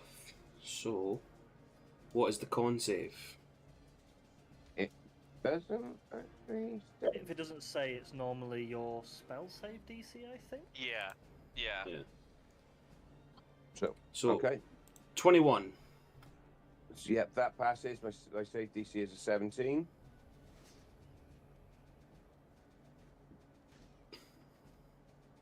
So, he doesn't drop it, but he's still burning up here now with this. So you manage to focus your magical energy on the studs and any bit of metal that's on this leather armour of his.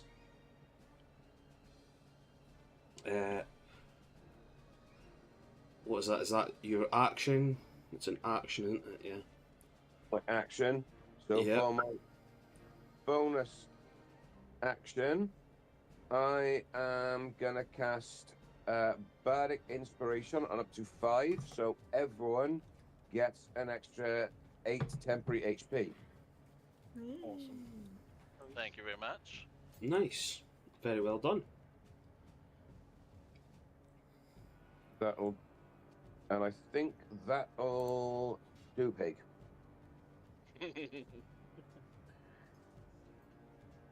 Sweet.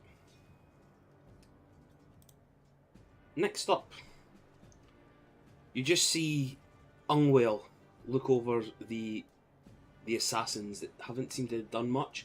Looks over at Pride at his Shadow Blade, at his Shadow Blades. Fine. If the hired help won't do it, I'll have to. You see him put out his hand, and materializing from the darkness, as if he's sort of like putting his hand into a different realm, brings out this, starts pulling out this very large, disgusting looking item. It seems to be about, what would you say, about 5 foot long. He pulls out this thing, and Stormcrow, give me a history check, please. Darren, could we have the initiative tracker back up? Oh, is it not up? Well, that's it. Did. Apologies. Thank you. No, no. I don't know how I that turned was- that off. That was a 23. 23. You know from sort of being told this sort of stuff growing up, what this sort of weapon is. There's been only a few that you know of that's ever been high enough within the order that Ungwale belongs to. They can do this, like the handlers. And he pulls out a death lance. This thing is very well known and feared within the communities that know of his order. as I see him pull this thing out of midair and realise where it is, my eyes widen and I just mutter just so the other two, the ghost me can go, oh, fuck. And he's going to use 20 foot of movement, almost like a shadow himself. Comes in between the three of you, and he's going to make an attack on all three of you. First, he's going to hit Nephilis. Okie doke. Does a 17 hit? No. It doesn't hit. No. So the lance pierces past you, just barely missing you. Pulls it around. It's almost like he's a dancing shadow himself. He goes for Mouse next. Mouse does a natural 20 hit. Silvery barbs. I thought so. Does a 17 hit? Nope. Oh, you dirty bastards, honestly, man. You're getting lucky. You're getting so lucky tonight. And the third one coming for you, Stormcrow. Does a 27 hit? Barbs are silvery. Fuck right off. 15 doesn't hit. I know that. Nope. So the blade, almost as if it's turned into shadow, dark mist itself. It seems that you guys think maybe this thing is just illusion itself. Doesn't seem to make any strike. You see a bit of frustration in Ungwale's eyes as he does all this. He is mad. As he does, he's like, oh, fuck this.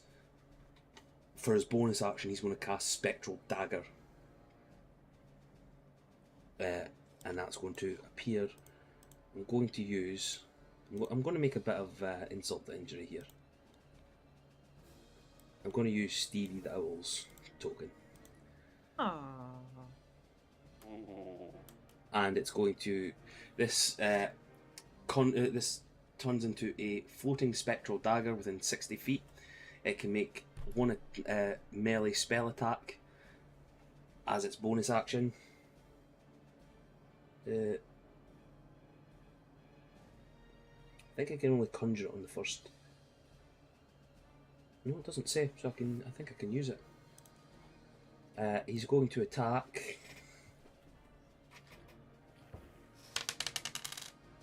Nephilis. Yep.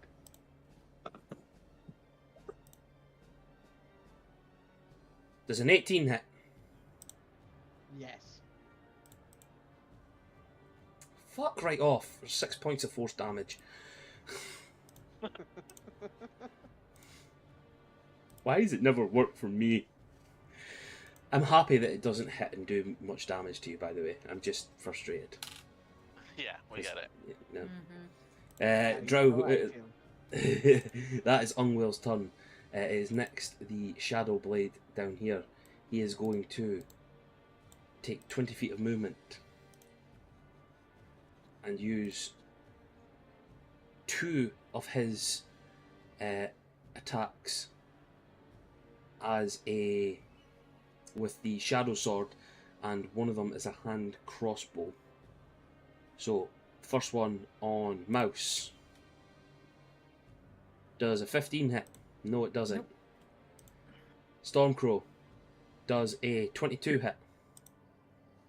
Yes, that does.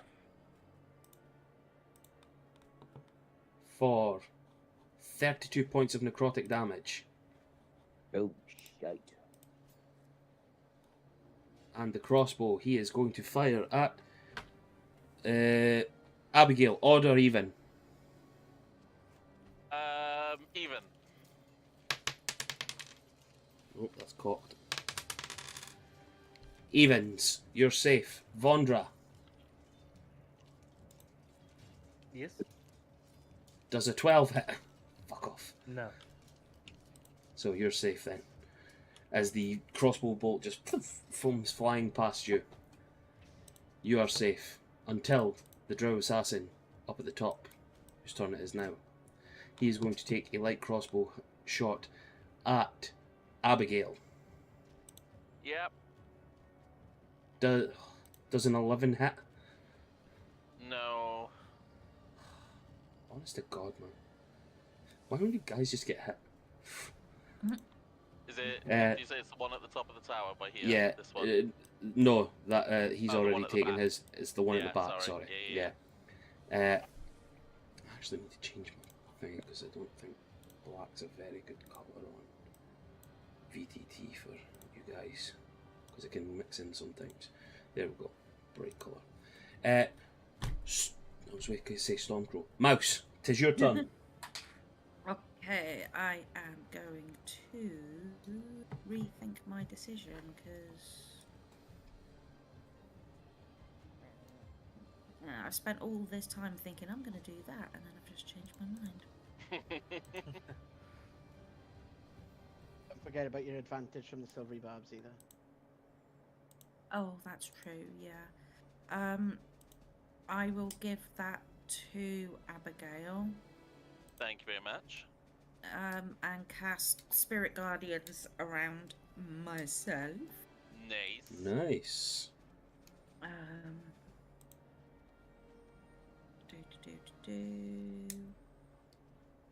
Just going to put that on.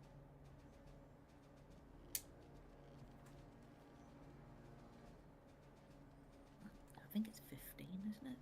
15. Yeah. So when they start their turn, they'll have a wisdom save. And that's Okay. all I can do for now. Is it? Yes. Is it really? Is it? So, Vondra, 'tis you next. Okay.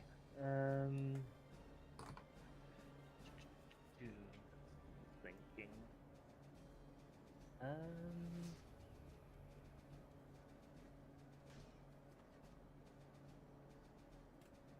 Options. There are some, yes.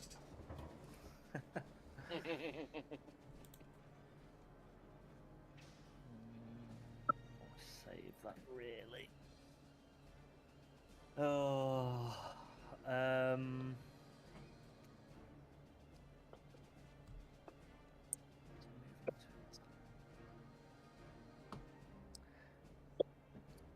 yes, sod it. I am going to cast Rope Trick. I'm going to send the rope 60 feet up. Yep. I'm going to start moving up it. Obviously, I'm going to go out of the melee range of the one that's next to me. So we'll get an opportunity attack. So I'll cast the rope trick, the rope goes up, and I'll start climbing up the rope. And he gets disadvantage on you, doesn't he? That's correct, yeah. For a 20.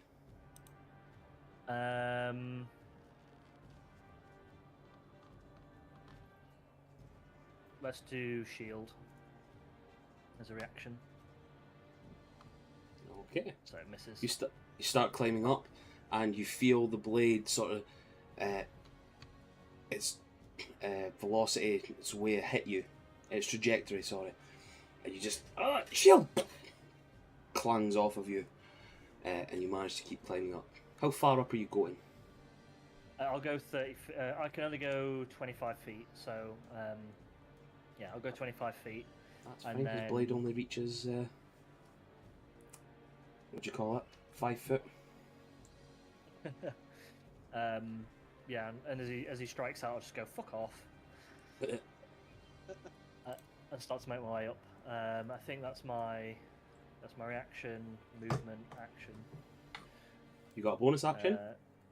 Don't think so. No, nothing but bonus action. Okay, is that everything for Vondra then? It is. Abigail. Good evening. Right, very quickly, Hunter's Mark dropped on the guy over there because I failed the concentration check. Oh, yep, I forgot. But that's not stopping me going for him because I want revenge for that friggin' arrow.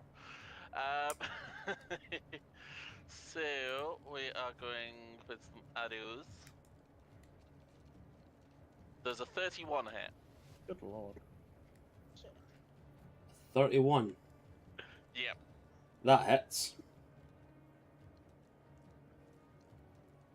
That is 16 points of damage. Because that's max damage, I've just realised. Jesus. 16 points of damage. And then one more. 16. 16 hits. Awesome. This one is without the Colossus Slayer. So that's 15. how on earth? Yeah. Yeah, 15. How does it look as you let those arrows fly? So And the foot. Go on. the assassin basically falls. How does it So- look? Abby sort of glances quickly at where they got shot and is like, "You fucker," and then looses the first one, hits him square in the shoulder where his crossbow was, and then the second one, as he stumbles, gets him right between the eyes. Nice. You don't see where the eyes are, but you manage to get it right in between, right in the hood. You've marked Yeah. people before. You get this spot on, just right through, and the body just all of a sudden goes instantly limp and just ragdolls itself down the Awesome. down the hood, down the roof. You Cool. see That's as it rolls down, hits the floor, it just disappears in a puff of smoke. Huh. Okay. So bonus action, then Hunter's Mark is being reset up, this time on Ungwale.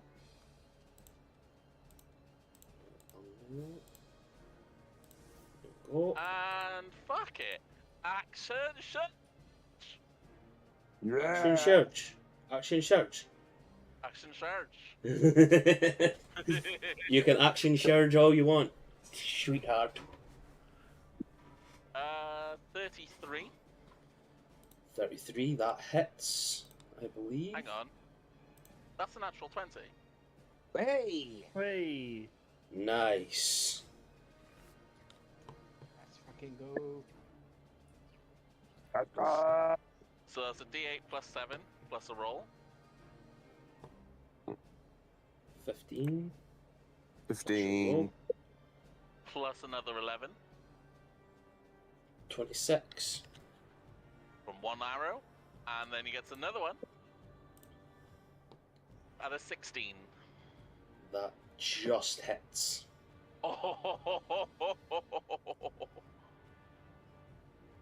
And that does another 9. 9. 9. What about the Colossus Slayer? So in the features and traits, it says once per turn. But I don't know if action surge would technically refill it. That's down to your decision. So that would still count as your turn. Yeah. Yeah. So another Another 9 on points. top of the crit. Yeah. Yeah. There we go. Well done. Actually, fuck. I would have said. Actually, what was that last one there? That was the 16. What is half cover again? An extra 2, isn't it? Yeah. I would say with Mouse standing in the way, Yeah, that's fair. that would have been an extra half cover. Sorry. No, Just that's because all good, just man. because she's standing like right in front of him from where your position is. Yeah, because I think Mouse and I are about the same height as well, so... Because I know Hunter's Mark would give me the ability to know exactly where he is, but I'd still have to sort of compensate for Mouse, sort of Yeah. I would say that with the first move, with the natural 20, thing. Mm-hmm. you were able to sort of like know where he is and then position like the arrow upwards. Like Yeah, pull off this like cool raining down shot. shot. But as you Yeah. tried to do it the second time, it just didn't. You tried hitting the same trajectory, but whether it's because the air has been disturbed by the first arrow. The second one doesn't land in the same place. Yeah, no, that's cool. That's all good. I'll also just throw it. You touch my friends, I touch you. Also, payback, bitch. And Grazing.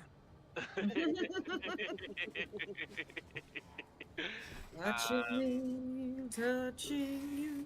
I'm gonna position myself over this way just to try and get a slightly better. I know obviously it makes him, the one on the top, more able to see me, but it means that I'm better positioned for shooting him next turn. But otherwise, that's it for now. Sweet. Very good That was move. a hell of a I will turn. say that was a very good turn, I would say. Thank you very much. If I do say so myself, sorry, I'm swapping at the batteries on the mouse there. That's all good.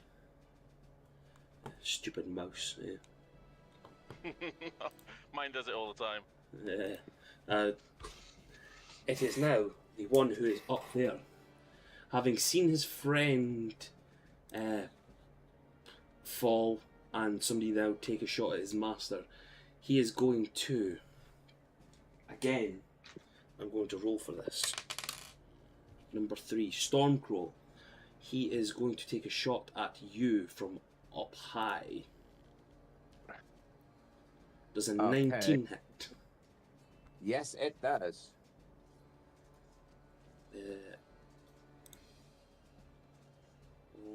11 points of piercing damage. Can you make a Constitution saving throw, please? I can indeed. And that'll be a nat 20 for 24. Nice. So, you take... Oh, Jesus, thank fuck. Half damage, plus an extra half for the natural 20 on the save. So that would be 16, moved down to 8 points of poison damage. You would have taken 33 points of poison damage had you not nat 20'd that.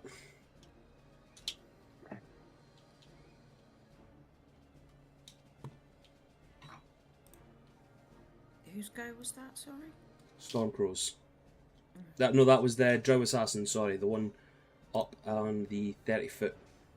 Yeah. I just realised I didn't use my silvery barb's advantage. It's there for next turn though, isn't it? Yeah, we'll say that you've still got that. Alright, thank you. Next up is the Shadow Blade there.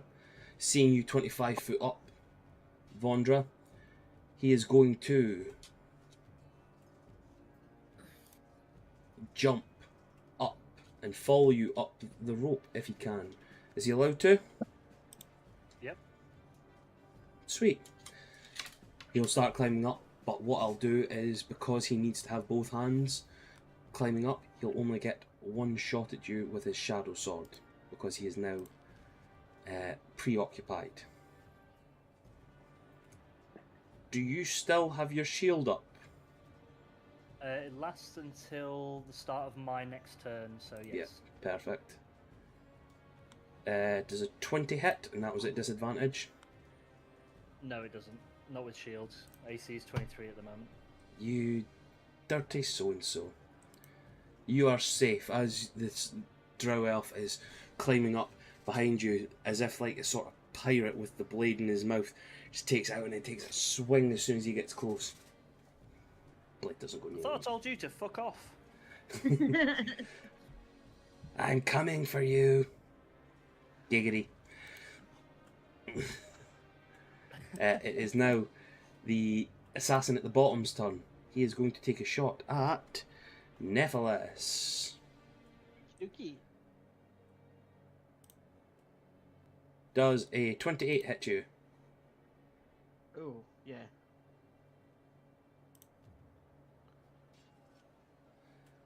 Oh, actually, wait a minute. Do not mind that. That is the wrong one. I never clicked on the thing. Okay. Oh, fuck's sake. Does an 11 hit? I'm guessing not. Sorry, what did I say? What did you say? An 11. I'm guessing that doesn't hit Ah. you. No, 11 doesn't hit. Nephilis, it's your turn. Okay, I'm gonna use Hex as a sword now, and I'm gonna fight the guy in front of Mouse, which is I believe the main guy. Ungwil. Yeah, that's the one. He's unwell. Yes, yeah. Yeah, a little bit, I would say. Now, I would yeah. say if you take a step forward, you might be able to get advantage on that. Oh, okay then. And I get 2 attacks, so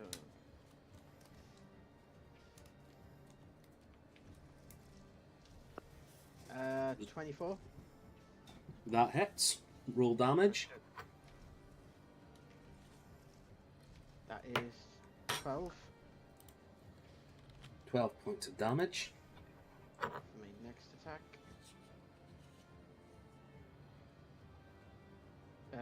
14. 14 does not hit, unfortunately. Yeah, didn't think it would. As you pull Hex out and take a slice at him, you just hear from inside, "Ah, good one, boss. You got him good."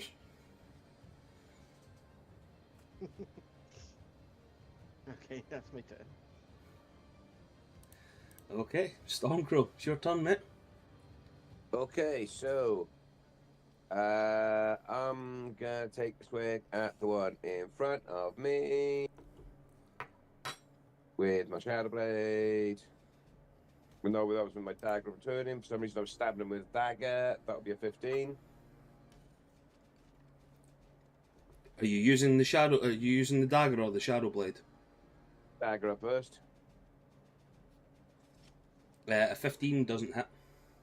50 doesn't hit. Okay, in that case, I am bonus action of 2 weapon fighting. Gonna take a swing with a Shadow Blade this time for 21. 21 hits. I'm gonna stab the fucker for. Well, that was shit. 8 points of damage. But do I get sneak attack on that? No, you didn't have advantage, so. No, I did have advantage, didn't I? Fuck. Oh yeah, silvery barbs earlier. Yeah. I'll let you roll again. Your attack. If you're wanting to try for the advantage. If you're hitting. There you go, you can have your 24 damage. So no, it was 4 damage, not 24. What, the Drow Shadow Blade? Drow Shadow Blade gave a total of 4 points of damage, yeah. As shown here, piercing damage, 8. The necrotic on the critical wouldn't count, but then the sneak attack would be 11 on top, so Yeah, it'd be but 19. Yeah. So 19, sorry. Yeah. So what is that? That's an extra 5 back to him. Yeah. That's no problem. Anything And else? that'd be all me. Okie doke. It is now Ungwill's turn. Oh, could I have a wisdom save, please? You can. I cast that 4th level. 16. Nope. He takes.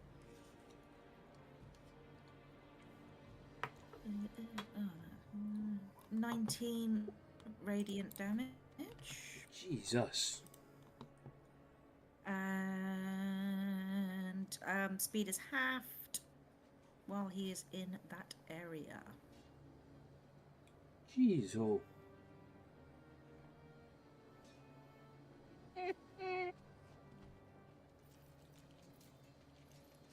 Okay.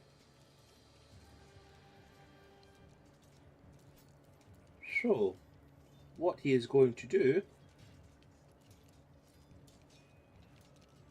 Yeah, he's just getting attacked by spiritual little kitty cats. Wee kittens. I'm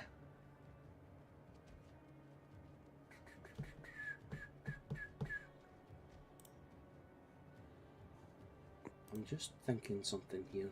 Apologies.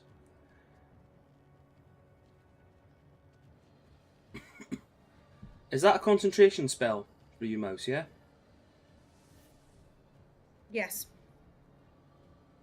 Right. Can I get a wisdom saving throw, please? From you.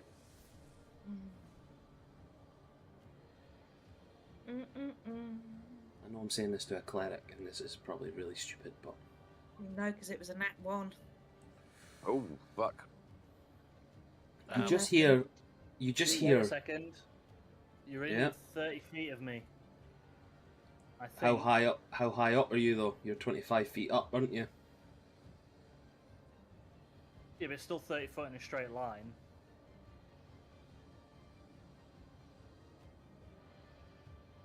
In Is that theory. what it's... I don't know trigonometry. So, you would be 25 feet up, 30... What was it, 30 foot away? Yeah, I'm within 30. I was on the ground. I was within 30 feet, but I guess 25 feet up makes it higher or further away than 30 feet. Yeah, it would be 25 feet. Yeah, it would be 55 feet you'd be away. Yeah. No, that's not how it No, works. that's not how that works. I don't know exactly, but I know it's not 55 feet. But yeah, it's more than 30, so that's fine. I can't reach her with Bountiful Look, sadly. Damn. Okay, Doc. Matt is a cruel, vicious mistress. It's one of those things. I can't remember what it is, but it's you're the higher up you go, you're still further away, aren't you? So Yeah, it's like 40 foot, I think, would have been the Hold amount on, roughly. I've got a calculator out. Play D&D, guys. It's a fun maths game. nerds with your calculators. Well, go on, then work it out with pen and paper then. I can't even work it out with my fingers, to be honest, but still.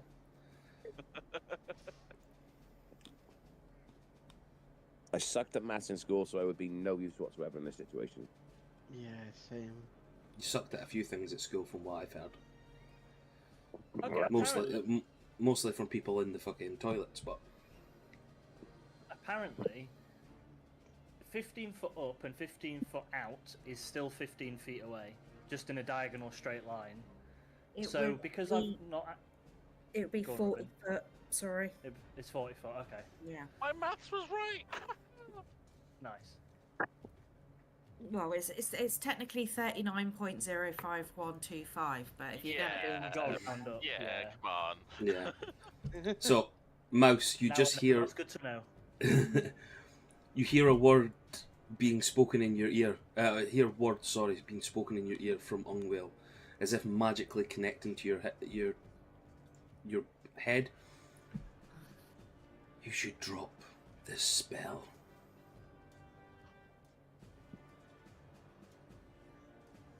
And he cast suggestion on you. Oh no. That takes part on my turn, doesn't it?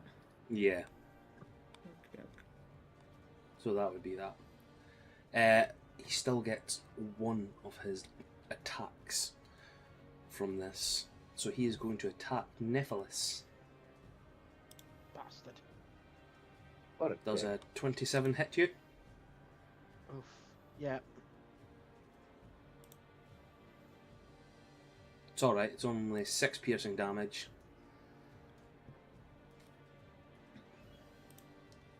And then No. 18 points necrotic damage. Was it 18 I Oh. just rolled there? Yeah, 18. Okay. And that is everything for Ungwell. It is now. Oh, sorry. Hang on. I want to do a reaction a sec. Oh, yeah, so- okay. It was the 6, and then what was it? 18. 6 and 18. Yep. 18. Yeah. Okay. Yeah. I'm gonna cast Hellish Rebuke as my reaction. Okay. It's a so- save for that, isn't it? Yeah. Dex save 17. Oof. Jesus. At 18. Ah. Okay. So he takes Half. half, so he takes 5 damage. 5. Fire damage, if it makes any difference. It doesn't, unfortunately. Can't have Yeah. anything. Can't get away with anything in this game. God. No, it's good though. You done some damage to him. It is the next one. It is the Shadow Blade there. He is going to take his No, he's going to do a wisdom save. wisdom first. save. He is doing a wisdom save for 23. Yeah, so he'll take half. No, that's 5. That's wrong. Hold on. He'll take half of. Ooh, half of 21. That is 10. Nice. Still It- good. It's better than nothing, isn't it? It is indeed. Don't think that took his damage off, so there we go. No, it did because it was. I've done that twice there, sorry.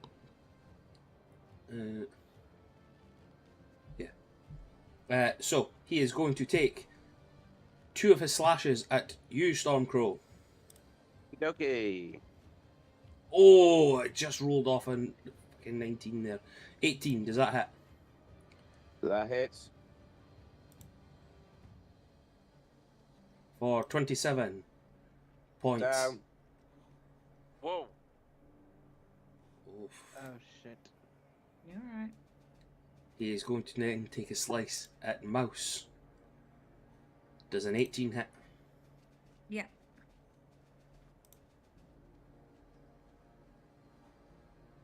For 34 slashing damage. Oh fuck. What? Mm-hmm. Or necrotic damage, sorry, not slashing damage. Okay, that makes more sense. And he's going to hand crossbow at you, Abigail. Hokey cokey. For 25. To hit. Yep. That hits. For 7 points of piercing damage. Yeah. Do I need That's to make it. con save or is it just No, that's just that for this one. It's the other ones that have got the crossbow one. cool? I need to do concentration check. Which I fail, hence the mark drops.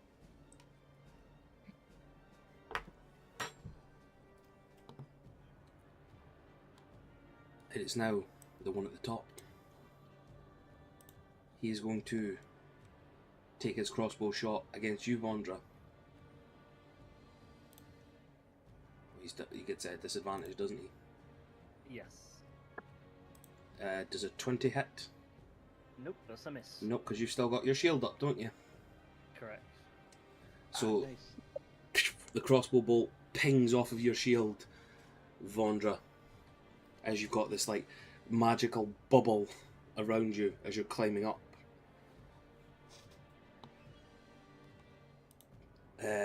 Mouse, it's your turn now.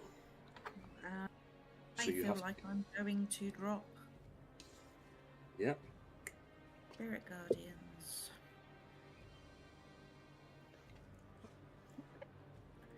And everyone's getting a few hits, so I am going to activate my ring. So let me 14. So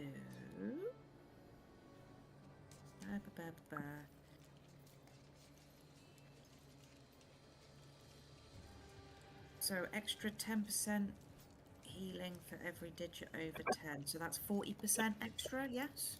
Mm-hmm. Good. Okay, I am going to bring out my Staff of Healing and cast Mass Cure Wounds. Nice. That's rubbish. 16 to everyone, plus 40%, so... maths. Another 4? Yeah, So Oh, you're sorry, is all it 40%? 40%. Oh, so it's just under half. Yeah, it's just under. So 6? Yeah, that'll be about right. so 22 20. points of healing. 22 Yeah. in total. 22 to everyone. And feeling a bit weird, I'm like, for some reason I thought about dropping Spirit Guardians. But that means that I can cast Aura of Life instead.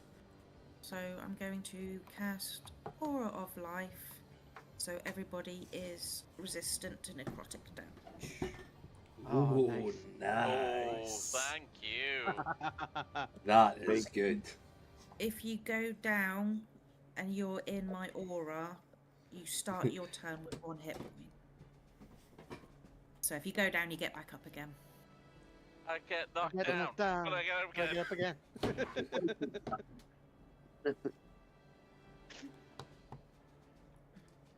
Now, as the blade cuts deep into Stormcrow, you see a flash of light in your eyes, as if the life is leaving you.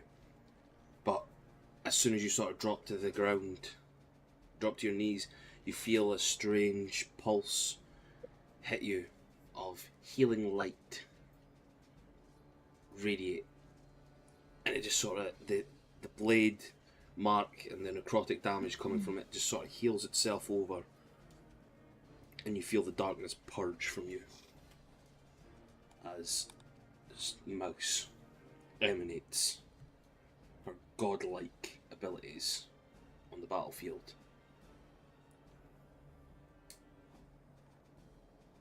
Is that everything for you, Mouse? Yep. It is Vondra. Your turn next. Okay. So Stormcrow's back up. I don't mean to be rude, but are we going to call it soon, even though we're in a fight? Yeah, I'm thinking the same, because I got to be up at like 6:30 in the morning. Yeah. Okay, if you guys are wanting to call it here tonight, then we can do that. Yeah, I'm Now, happy to call it. It's top of the round, so Yeah, And I'm I- sorry to. I'm not here next session. Don't forget. Just as if somebody wants to Jaeger me, that is. Do you want me Yeah. to do it again? Yeah, I'll send you what I was planning to do for this turn, if that's all Yeah. right. Yeah, of course. Thank you. yeah, I'm also potentially not here. So I will, if I don't end up coming, I'll send someone. It's supposed to be Wednesday next week, isn't it? Yeah. Yeah. Now, Would if Thursday you... be better? Well, that's my physical day. Oh yeah. Sorry. Yeah, I totally so forgot. I was going to say, if you guys want to, if you've not got anything on the Friday, would anybody want to do it next Friday? If you don't have anything on, if you do, obviously, we can think about something else. I'm I the can only do one that's I'm the only one that's out next Friday, Oh yeah. I think. Yeah, it's that whole Wednesday to Saturday I'm away. Uh-huh. I'm good. I'm good, good. so I could still sort you out. Yeah, exactly. Hey. Hey. Neff, are you okay with it? Should be good. Yeah, I'll have A look at the I'll have a chat with calendar. Lucy should be alright. Unless we Yeah. want to play tomorrow. You know what? I was literally about to say that. I'm off to Bath, so. Oh fucking I'm hell, Byron! Sorry. If Have a If- social life. what is it? What was that, Storm? Gareth? I said, how dare they have a social life? Yeah, that's bad games, isn't it? Yeah, I'm Yeah. going to Cardiff for tomorrow as well, so I probably wouldn't be able to do it. Ugh, Cardiff. Ah. Saturday night. I'm out. I'm in Bath. Fuck's sake! You know what? You know what? You guys are just no. That's it. You're dying. It sounds like next Friday is the sensible one, and I'll Friday. just message Robin what to do. Okay, doc. Friday about, next week then. How about next Tuesday? I can do Monday or Tuesday. I can't do Monday. I've got Strahd on Monday, and we're against him. We are right on the end fight. Ooh. Nice. End of a 3-year campaign. Oh, Oh, wow. Nice. Yeah. Stormcrow, can you do Tuesday? I can't do Tuesday. That's about Nephilis. the only really that I cannot do anything because that's the night I do my pub quiz. Yeah. That's all a bit here at the moment. So I'm trying to sort that out because the pub's closed. And I'm trying to move locations for it. It's all a bit chaotic. Oh, man. Friday's probably easier for me because I'm Friday then. Friday next week. Next Friday Yeah. for you guys. That's fine then. If everybody can do it, obviously apart from Abigail, which is a bummer, obviously, but yeah, Okie doke then. I can't, but I should be able to. You could even do like a few moves in advance, like if things go the right way. Yeah, just give me options, Dar, and I'll see Yeah. how it goes. Mm. Yeah, I no think problem. I think you should whatever you're doing, you should actually just like put an earbud in or something and just listen to us, and then just like quickly message Yeah, I'm just Robin gonna what you take want to do. you. I'm like, oh my god! I mean, do we really want drunk me playing Abby? Yes. Oh, you've played drunk Abby before, so but sober, I mean, so hang on, I've played drunk Abby. I've never been drunk me playing. I know. That's what I'm saying. So you might as well do it in reverse once in a while. We should do that for the Christmas one shot. Like all of us just get pissed. That would be amazing. Oh. Well, that's a, I've said it for a Wednesday for that, but if people want to get pissed on a Saturday night or something, if they want to do it while drunk on a Saturday night, I'll happily change it to then. We'll workshop that one, I think. Yeah. Yeah. Think Or what- a Friday night, or whatever is easier for everyone. I'm still Hmm? trying to get Quirky sorted, but for some reason it's not letting me. It's saying unavailable character incomplete, and I've literally gone through everything, and I can't see what they're getting at. It's since the new setting's been done, is it? So Yeah. it's a weird one. Right, well, thank you for anybody that's been watching. Hopefully anyone catching up on the VOD, you enjoyed this session.